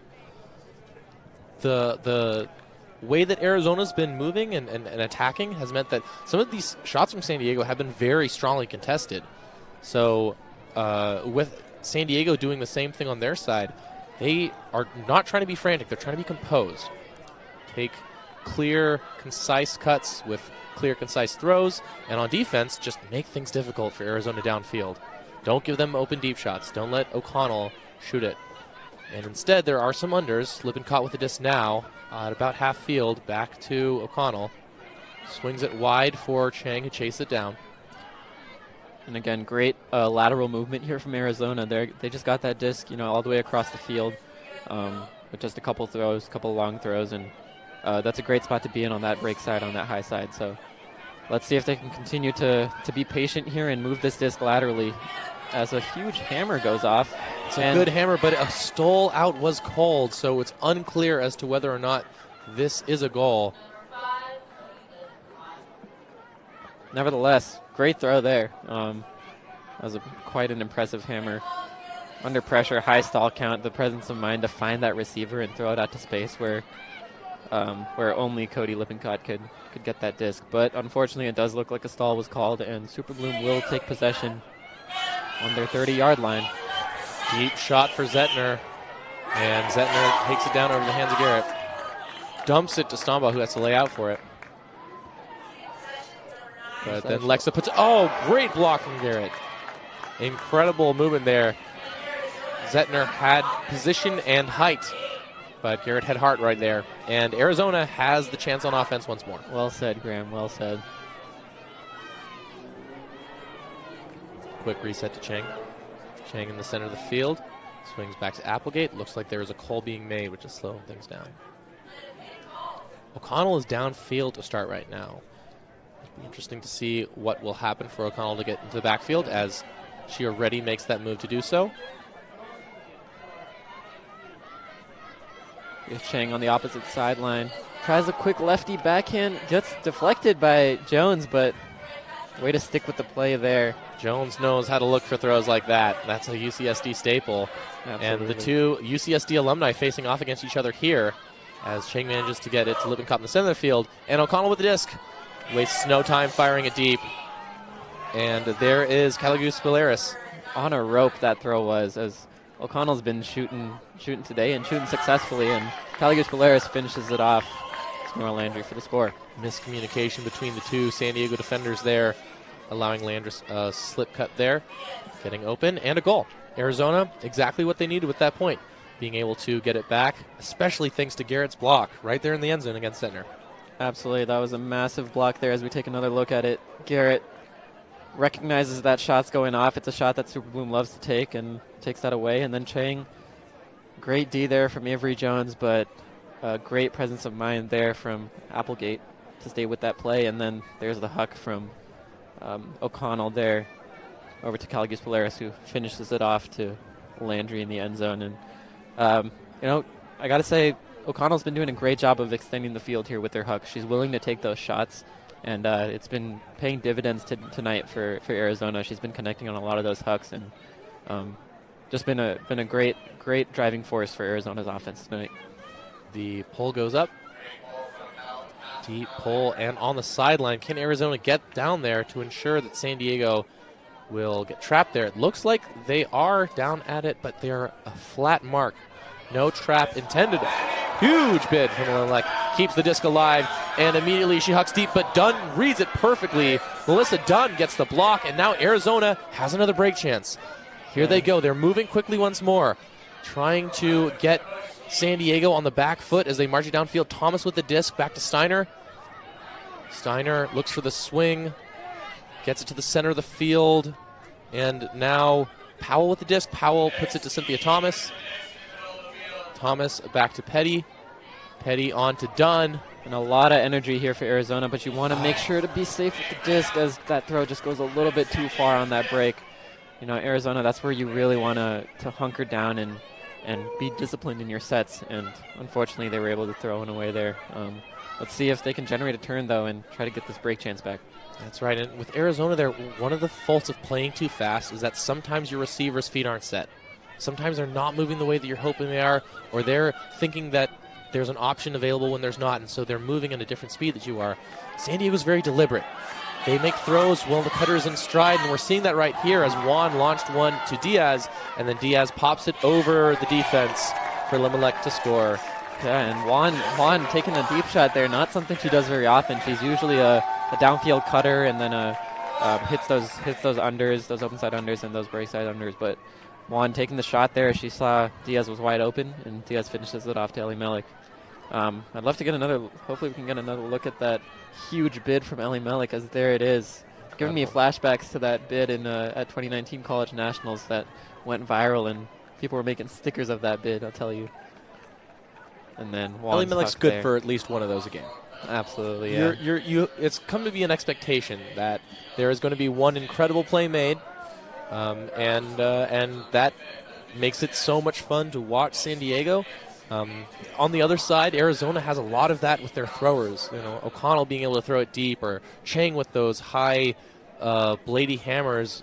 A lot of Arizona's excitement has come from these incredible throws that they've been pulling off, but San Diego is really showing up with their defense and their physicality on offense and defense, setting them up for some really impressive bids. You're exactly right, Graham, as the pull goes off from Pajunas, landing at about the 40-yard line for Arizona. Chance to hold here. This sent back to O'Connell, losing yards, but now safely on the far side of the field. Plenty of space in the middle, but no one there to attack it. Looks like Gazelle might have just gotten cleated there on the back of her foot. One of the worst feelings in Ultimate, as you can probably attest to as well, when someone puts a cleat right on the back of your foot and you feel like the world's about to end, but she shakes it off there, and we're back on our way down the field. Garrett with the disc, pops it high. Chang reads it well, but Stambaugh is there, just manages to get to the disc beforehand. San Diego has a break chance. Stambaugh went deep immediately. There was no one able to put it to her, though. And now we have Walters, who finds Jory Moore. And Stambaugh, after that D, hit that. Toes it. Incredible towing of the line right there. Sorry to interrupt you, Krishna. No worries. I was just going to say, we'll save it for after this throw, which goes just out of the end zone. I was just going to say, after Stambaugh got that D, she hit that disc with the Iverson step over, which was pretty cold. Great toe there from Pajunas as we take another look at that. Just great body control there. Great athletes emulate great athletes. That is a fact. We have Arizona picking up the disc. Chang with it. And they have set out in a spread horizontal. Chang taps it in. The disc live. Immediately 2 going deep. That's the Arizona way. And unfortunately, with 2 going deep, they didn't have an option with an under. And she had to throw a hospital pass, which gets scooped up by San Diego. And Ellis is off to the races. Hits WUL with about 20 yards to go. WUL. Oh! Did WUL get it off? Does not appear so. It looks like a timeout was called by the... or a stole-out? It's unclear right now. Yeah, WUL and Jack Salustro are talking this out right now, trying to figure out what the timing of this was, but looks like there was a stall called initially. Observer's ruling is that there was no stall and a timeout was called first by Super Bloom. So Angela Wells coming in clutch one more time, even though she's not out there on the field. And San Diego will get a chance to talk this out with, I believe, would probably be about just 1 second left of stall count, right? That's right. Still some confusion. It looks like Arizona is upset by this timeout call, or that it was potentially overturned.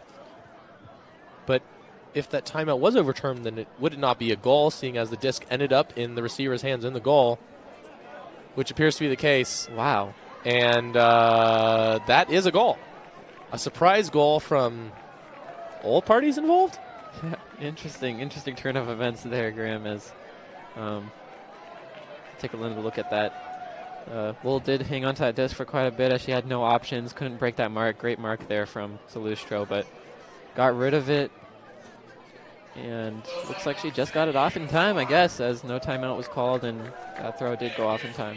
It looks like perhaps this was an integrity call from Arizona's coaches, who knew that Wells was just a little too late on the call and did not want the timeout to have been given, even though they knew that it would be the cause for a goal. Just because they knew that it was late, and even doing so would cost them a goal, it was the right play because Wells was late on that beeper. And a slight switch up here on the lines. Looks like we have Dubowski out there. She hasn't gotten too many points tonight, but excited to see her out there. She was a player for California Burrito, the local mixed team here in San Diego. and Mithaly Thakar out there too.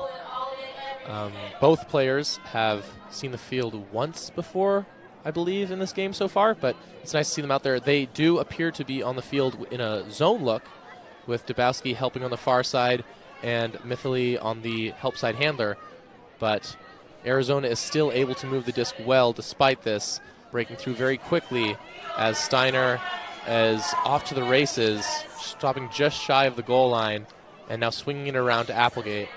Applegate hits Steiner once more. Arizona's a little messy in their stack, and so they're cleaning up as their handlers bounce it patiently. Yeah, and you really want to punch this in here if you're Arizona, Graham. You've gone all the way up here to the end zone line, and this is a great chance to narrow this lead. And they do just that. That is Applegate to Maxfield as the two of them connect very quickly. It was clear from that throw that the cutter-initiated movement there from the front of the stack was exactly what Applegate was looking for. This is one of those goals that we would call a necessary goal. Arizona needed that hold in order to stay in the game, and against a zone look there that could have been very costly, they stayed calm and just punched it in. Absolutely. And you do have to take a look at this time, though, Graham. There's 2 minutes left in the third quarter, and Arizona has been unable to chip into this 5-point lead that San Diego had at halftime. So let's see if they can try to generate some momentum here at the end of the quarter. I think that's the only way that they're going to be able to claw their way back into this game, because that fourth quarter, if they're still down by 5, it's going to be really tough to use that quarter to erase this deficit too easily. When we talked to Arizona's coaches, they mentioned that they had not spoken at all about resting their players for their game against Los Angeles tomorrow. So they have not thought about that at all as a game plan.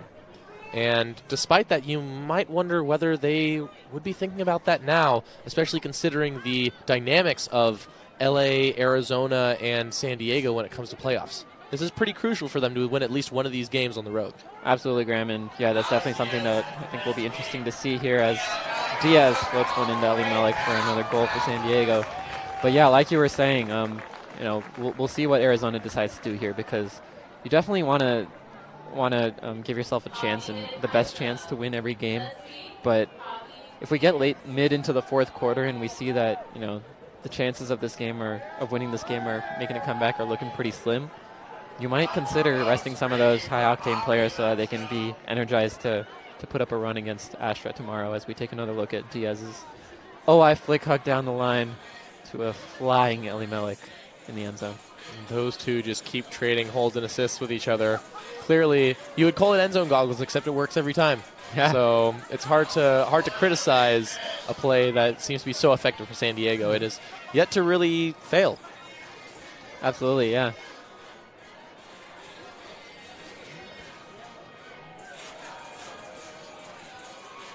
Diaz normally on the receiving ends of those big hucks in the end zone, but every now and then she can whip out that flick huck and put it on platter for her counterpart in the end zone, as Eli Melik unleashes a massive pull here. What a pull. Moving quickly down the field are San Diego's defenders, trying to make sure that they can capitalize on a deep pull, and it is still just a little past the 30, and with one quick pass at the 45, now off to Applegate, who is guarded by Abrams. Applegate looking for Chang, who collects it, pumps it wide to Garrett. Garrett gets it back towards the center of the field. Nice cut there by Caligis Polaris to get that back to the middle as Chang comes across on the blow-by.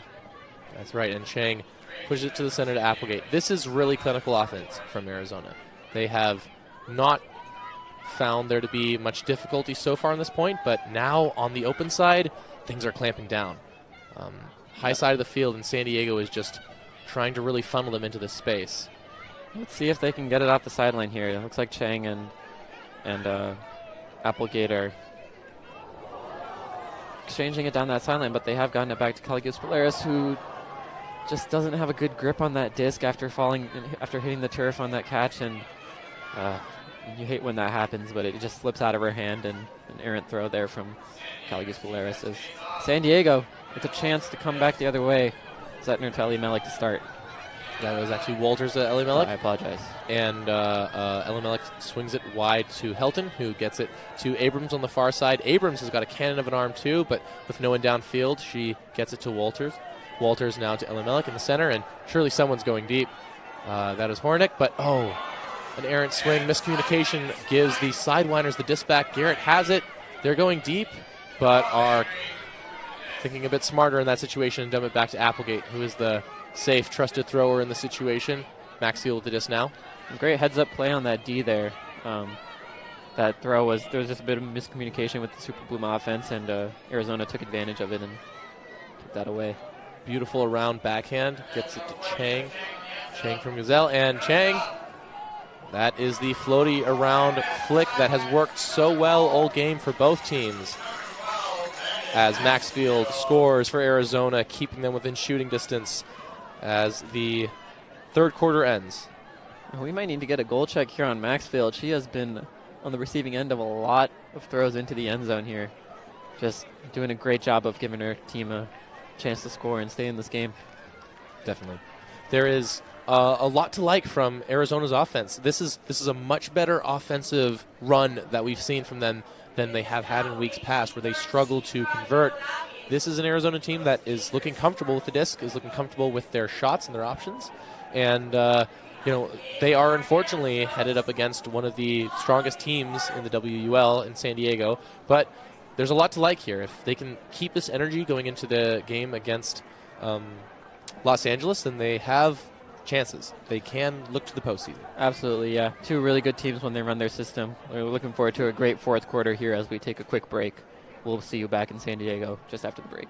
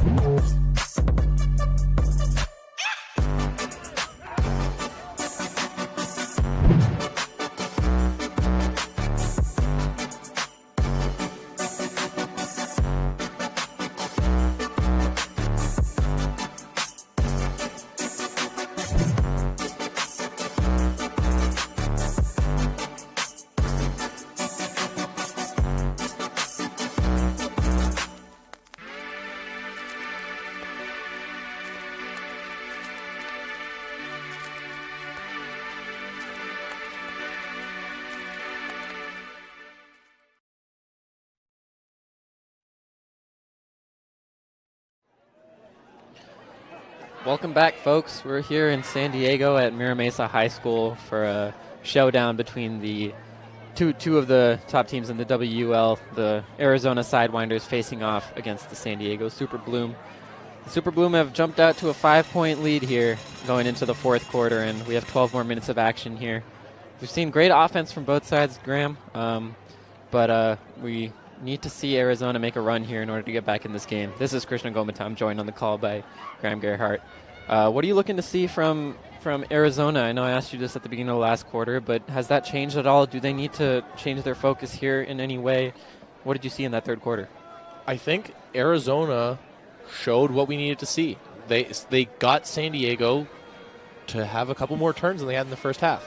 There were not, turns weren't aplenty. This has still been a very clean game, honestly, from both sides. But there was just enough that Arizona, if they can be a little bit more clinical, a little bit more sharp with their D-line offense, they will get these breaks that they need. And right now it seems like a little too far a gap, but 5 breaks really isn't that much if they can start to keep San Diego's offense on the field, tire them out, and just get them in uncomfortable throws and uncomfortable positions on the field. And it does help that they're starting on offense here. Hopefully they can punch this one in and narrow that gap and then kind of break their work down a little bit for them for the rest of the game. That's right. Rutland almost gets a block there, but Landry is too strong. Manages to power through it, swing the disc to Applegate at about the 40-yard line there, and dumps it back to O'Connell. O'Connell looking deep, but Willis is there to cover the cutter. And now it's on the high side. You can tell O'Connell's looking for her deep shots here in this fourth quarter. She knows that she has to make some plays here for her team. An interesting blade to Applegate, but it opens up the entire field as Garrett gets it on the far side. San Diego's offense scrambles to get back in position. Applegate makes a strong cut right at the line and now swings it around to O'Connell in the center of the field, about 20 yards out. 10 yards out, and they still continue to dance with the movement in between the center of the field. Oh, and a beautiful around backhand. Caligus Balearis finds that goal through to, once again, Maxfield. Maxfield just all over the end zone tonight. She's got her fingerprints all over this game. Great diving catch there as she tumbles into the end zone. And just like we said, quick hold there for Arizona. They're down by 4 now, and their work is cut out for them for the rest of this game. There's that nice bladey flick to break the mark there, and then Caligus Balearis puts that backhand out to space to a diving Maxfield. What an athletic play there in the end zone. And you mentioned that starting on offense is a good way to get momentum on their side, and it looks like they have it. Now, granted, that was just the first point coming out of the quarter, but San Diego has to respond in turn against an Arizona team which now has really nothing to lose by being as aggressive as they possibly can be. Absolutely. This Arizona team known to be a grit and grind team. They come out with the same high-octane energy every game, and we've definitely seen that today in the form of those huge plays that they've made to swing the momentum back in their favor whenever Super Boom has gone on a run. So they're going to need all of that energy to be channeled right now in order to make this comeback. That's right. Ellis with the disc, centering it as the pull went out of bounds. San Diego starting out very deep with their cutters, giving themselves plenty of opportunity to either immediately go deep, as we see here. And there we go. Arizona has their chances. Elimela can't bring the disc down despite it being in hand. Eifert gets it at the center on her own end zone, but Arizona's got their chance. This is what they need. And Ellie Malik really climbed the ladder there, but just couldn't come down with that disc. We've seen her make that same catch, both at the club level and the pro level, but that time, great pressure there from Eifert and prevents that catch there. A round backhand from Lippincott, gets it on the far side. Eifert has it now too. Dangerous position. Ooh, Ishii could have had a stop there, but was unable to. Eifert is moving this quickly with her team. Here's Sam Nyland.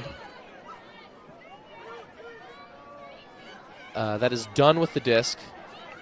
And Dunn looking downfield, reconsiders her options, and gets it to Lippincott. Wide now to Gazelle.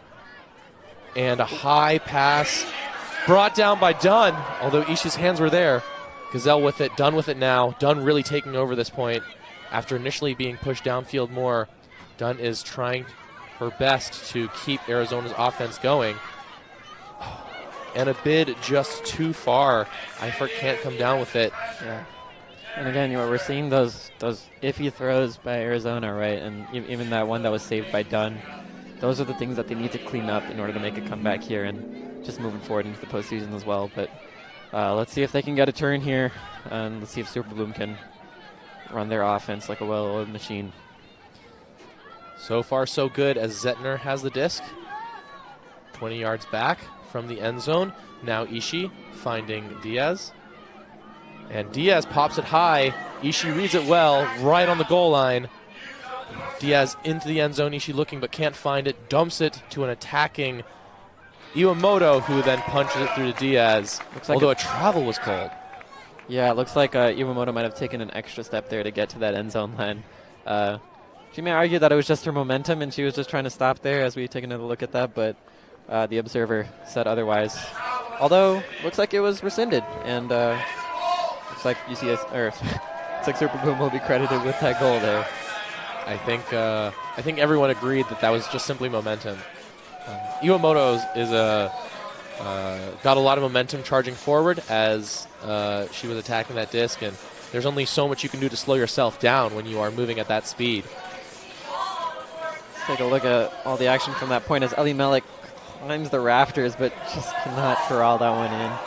And then Arizona with a nice throw, almost caught by Iwamoto but not quite. Then Dunn saving that errant throw there off the sideline. Dunn really doing a lot. Unfortunately, that swing to Eifert just too far. But it did allow San Diego this hole that they find mostly, once again, from these same San Diego UCSD alumna stars. And in this case, Iwamoto to Diaz, which, as we noted, they push it back to their handlers when they're on the goal line rather than those deep shots that they normally take from Diaz or Zettner or Elimelech. Although now back with the action on the field, Chang has the disc and finds a great upline cut from Applegate to gain a bunch of yards. Back to Chang and swing now wide to O'Connell. Chang has it, finds Landry on the far side. San Diego's always got a help defender deep, but in this instance, it was not the deep help defender, it was Lex Stomba who just ran right through it. Take another look at that D there. Just extends that long arm out, pokes it out, and no contest there. As great defense there from Stamba. Super Bloom. Pajunas with the disc, shoots it deep to Lexa, and Lexa's so fast.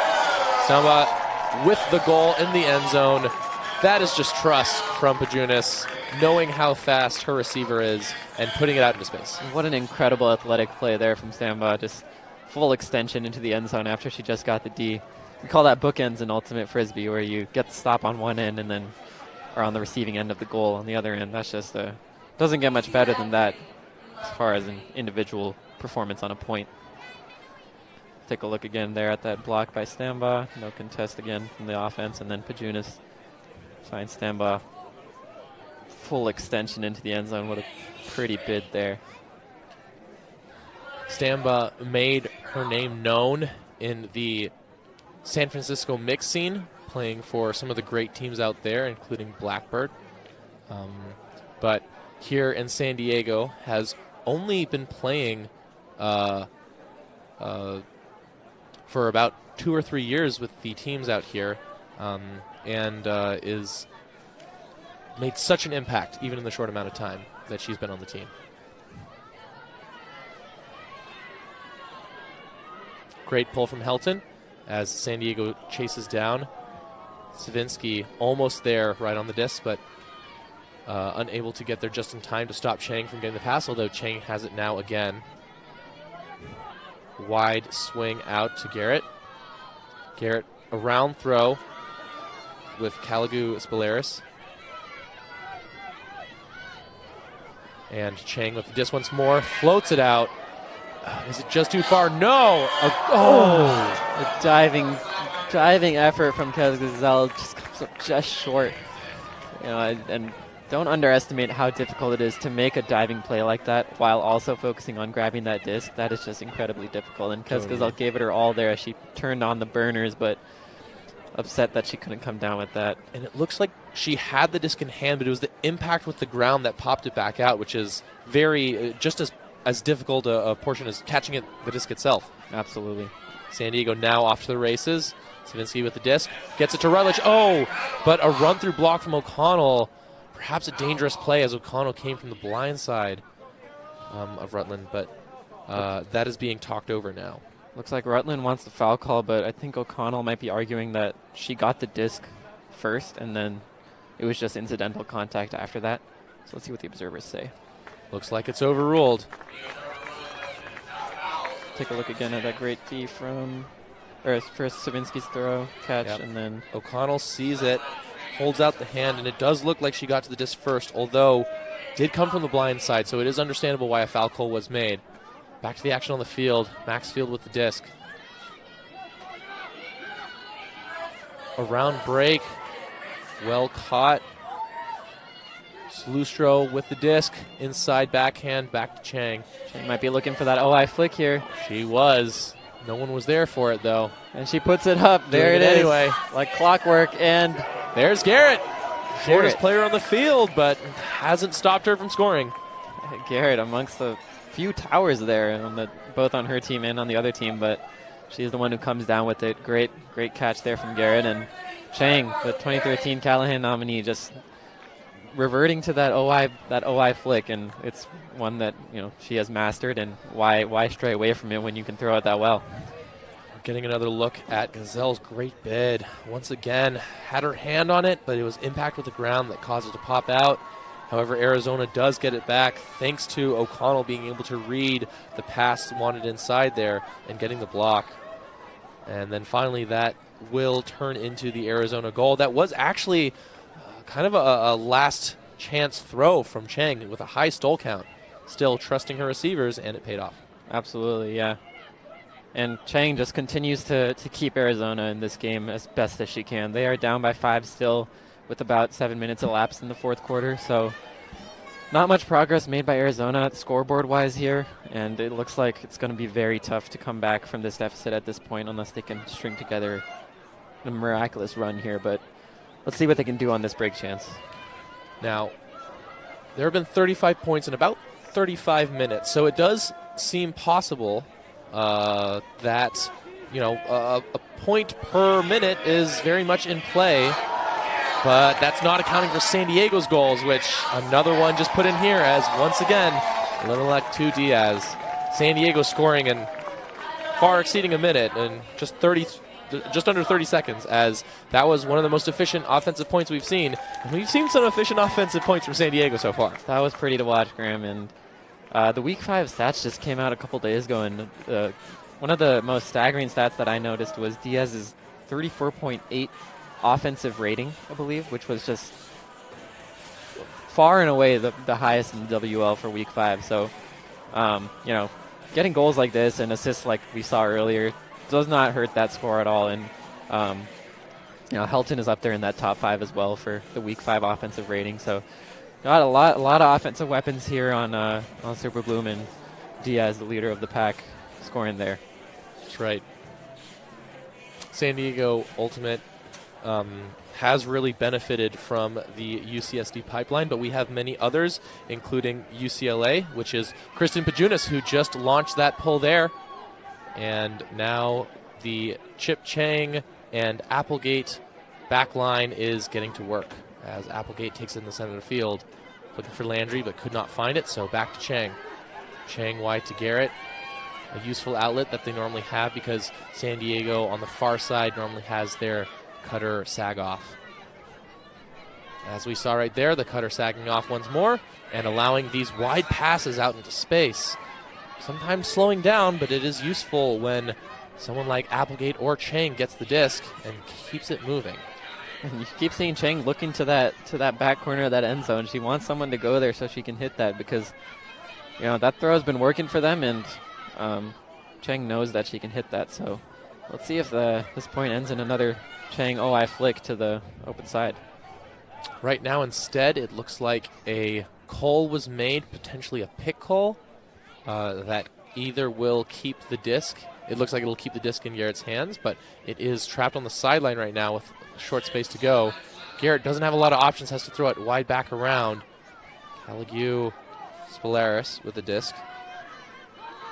And a hammer, but it potentially there was a call made, a timeout call was made before the throw. We'll see whether that is what is called. It looks potentially that the timeout did come off in time, even though that hammer was there for 2 Arizona players.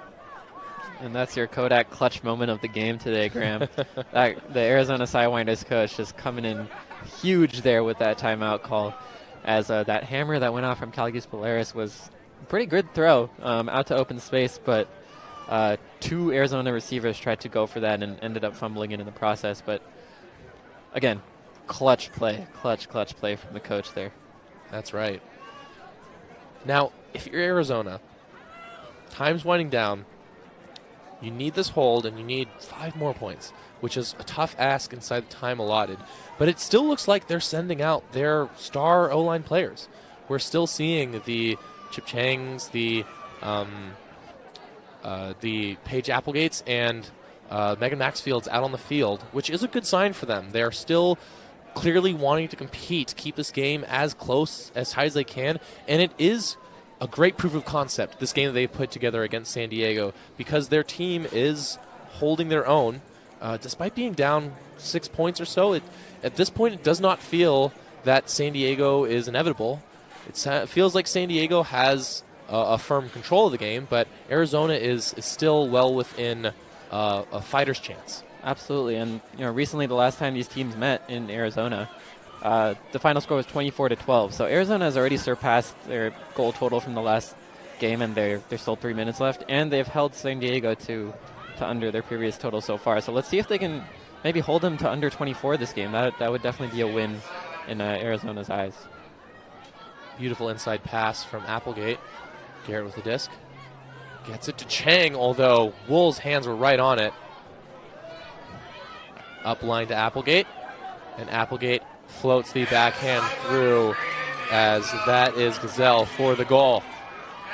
And great discipline there in the end zone, Graham. Again, we've seen it all night. When Arizona is patient and takes their time on these offensive possessions, they're looking like, honestly, one of the best teams in the league. And it's just about, cleaning up those errant throws, those errant drops, taking their time on offense and really punching in their system. It might be a little too late to make this comeback right now, but I think you have to feel good if you're Arizona about the way that you've been playing in the second half, especially on offense, compared to the first half, where there were a lot more of those rush throws and errant passes. Yeah, I think it's safe to say that the Arizona team we're seeing here is the team that has the opportunity, the chance to beat a team like Seattle, as they did, in the beginning of the year, at the beginning of the season so far, and that this looks far more like that team that was able to stick it to one of the best teams in the league, compared to some of their previous results that have happened more recently. So Arizona is looking back in fine form. Let's see if they can still put together just enough to keep the game maybe 1 or 2 points closer, or even get back into it. But right now it is San Diego moving confidently. Zettner with a disc pass half field hits Diaz. Diaz looking for Helton. Diaz is off to the races here. Let's see if this huck will go off to her again. That's Juan with the disc. Juan to Diaz. Diaz just shy of the goal line. Fakes it. Puts it around to Ellis. Ellis wide to Helton. And plenty of space for Zettner, but Helton didn't like the look. Instead, finding Iwamoto, who makes a springy turn. Definitely Iwamoto has practiced those in the past and is coming down and bringing the goal to San Diego, her first of the night, I believe. Yeah, and Iwamoto not typically on the receiving end of those goals. Another one of those players who's usually the one throwing those goals or those hockey assists, but Helton there sees Iwamoto on the inside lane and zips in a perfect laser pass there, and Iwamoto all smiles after scoring that goal. As well she should be. As well she should be. That was patient work from Helton there. Looking off the first pass, which potentially was still open, but was maybe a little bit less viable. Less seasoned players might still have tried to zip that through, see what they could force, but Helton very composed. This is a player who has won at all levels. A PUL champion, a World Games champion, a WCC champion, a WGC champion. There's not very many accolades that Helton has not won. And on top of all that, she is a coach for the San Diego Growlers, the men's professional team here. So Helton definitely has her fingerprints all over the Ultimate scene across the nation. It is safe to say San Diego Ultimate is better for the Heltons being here, both Goose and Kayla. But right now it is Arizona picking up the disc, and a center pass, unfortunately a little too errant as it gives San Diego the disc. This could be the nail in the coffin here. Yeah, and Arizona, again, those tiny errors that happen with the sport of Ultimate, but they just have to be cleaned up if you're looking to make a comeback and really finish against a team like Super Bloom, who's going to capitalize on those errors. Let's see if they can do so here.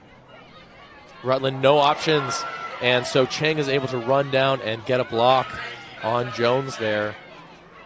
Big fine for Arizona, and they need to break back in. Oh! Rutland gets one of her own as she bids through for that block. Looks like there's quite a bit of contact there, and both players are a little bit shaken up. Let's hope everyone's okay.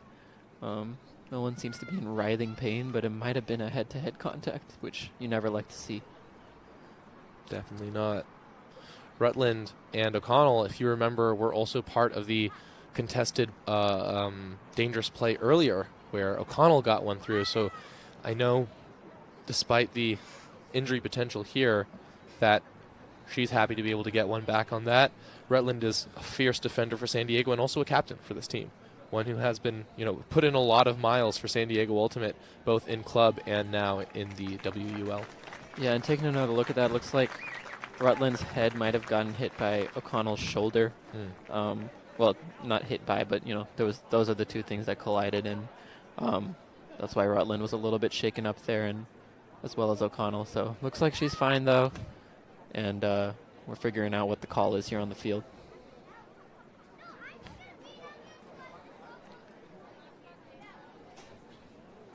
It's unclear. Potentially, both players called injury or contact. Rutland's very confused by that. It looks like the call was made from O'Connell on Rutland. And Rutland not happy about that, but is leaving the field. And it looks like the disc, it's still confusing right now what's going on as the two players are talking with the observers about it.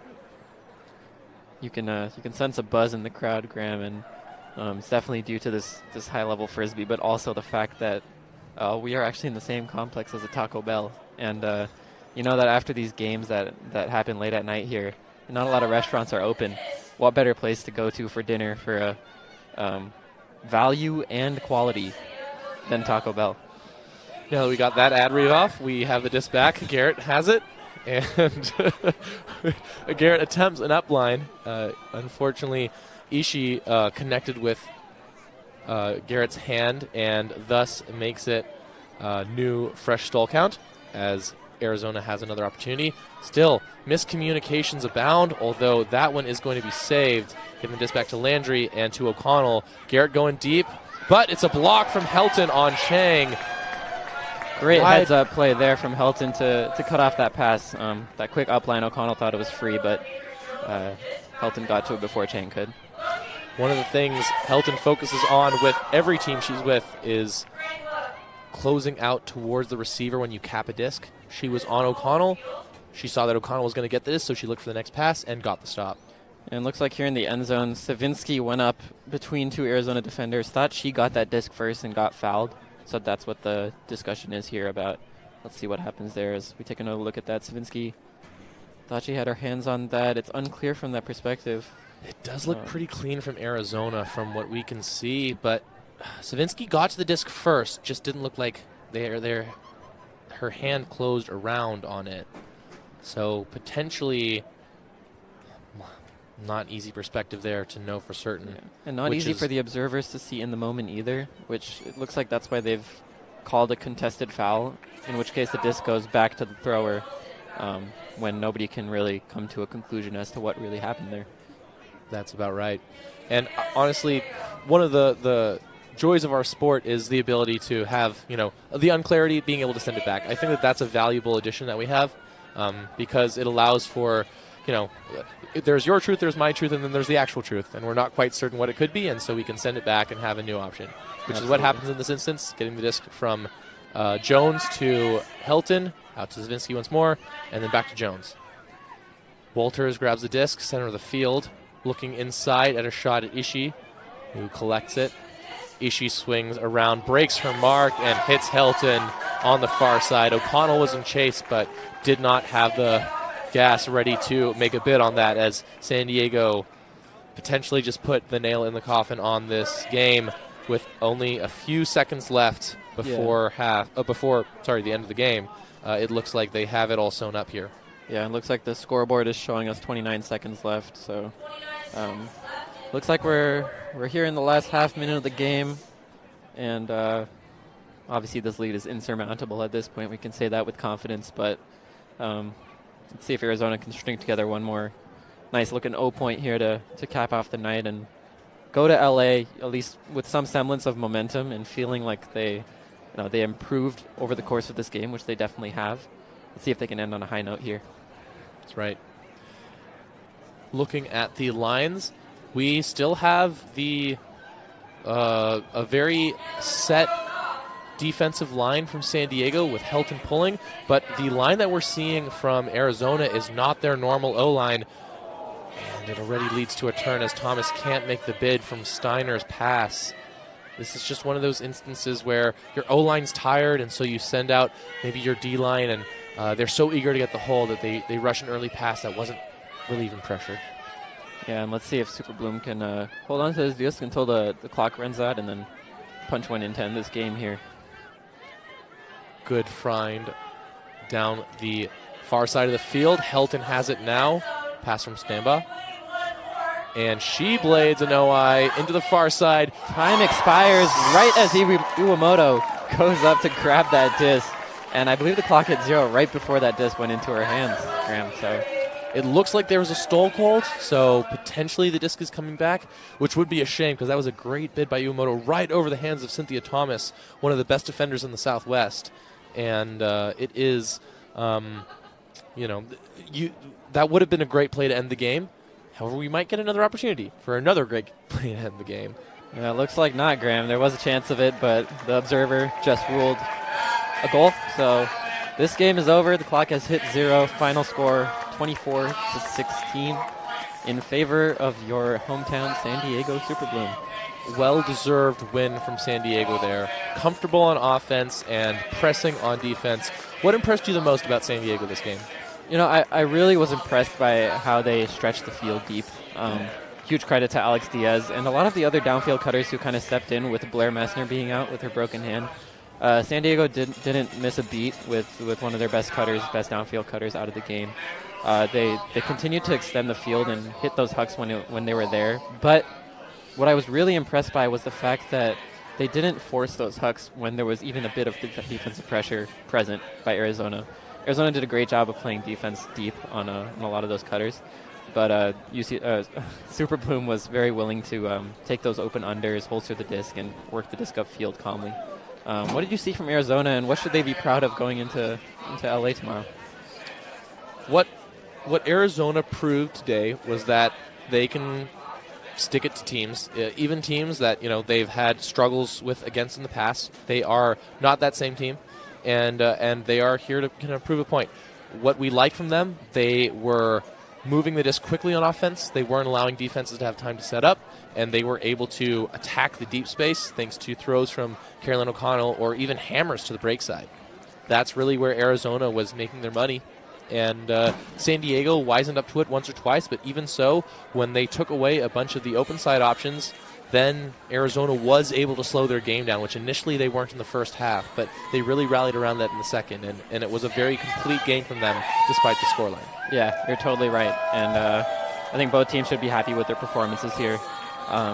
Super Bloom, again, did a great job of moving the disc and staying true to their system and being disciplined in the end zone set. Arizona slowed down the game as the game progressed and really started to find their groove on offense. And again, both teams should be very happy with it. Arizona getting ready for their matchup tomorrow with LA, and that's going to be a good one.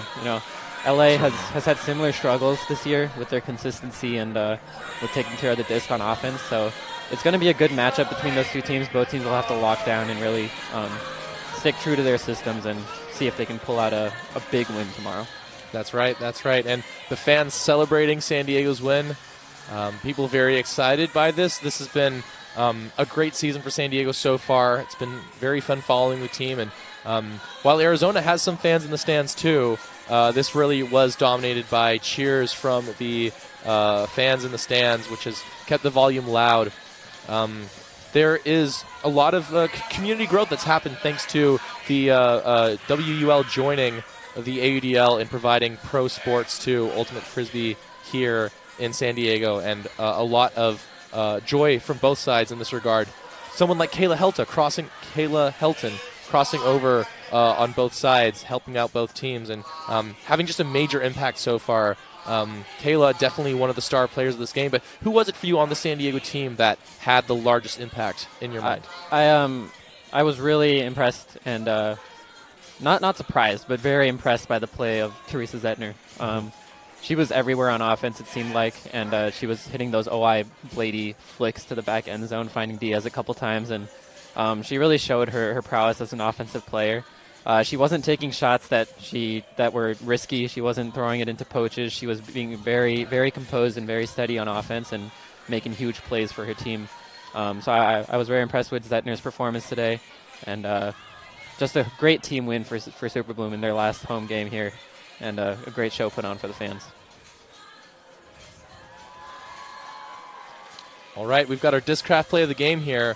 This is a tough choice. I mean, how can you tell which would be the Discraft play of the game? That Kayla Helton block is just one of them. The huge IO throw from Zettner that Diaz came down with in traffic. You think about some of these upcoming ones too. Ellie Melek's dive. There are so many to count. Was there anyone in your mind that you think really personified this game? Yeah, that one that they just showed of Diaz coming down with her left hand on that OI flick from Zettner, that was my favorite play of the game. I always love seeing not always the tallest people going up in a crowd of trees and coming down. With the disc, it's just so impressive to see, and full athleticism on display there for Diaz. That was an amazing catch.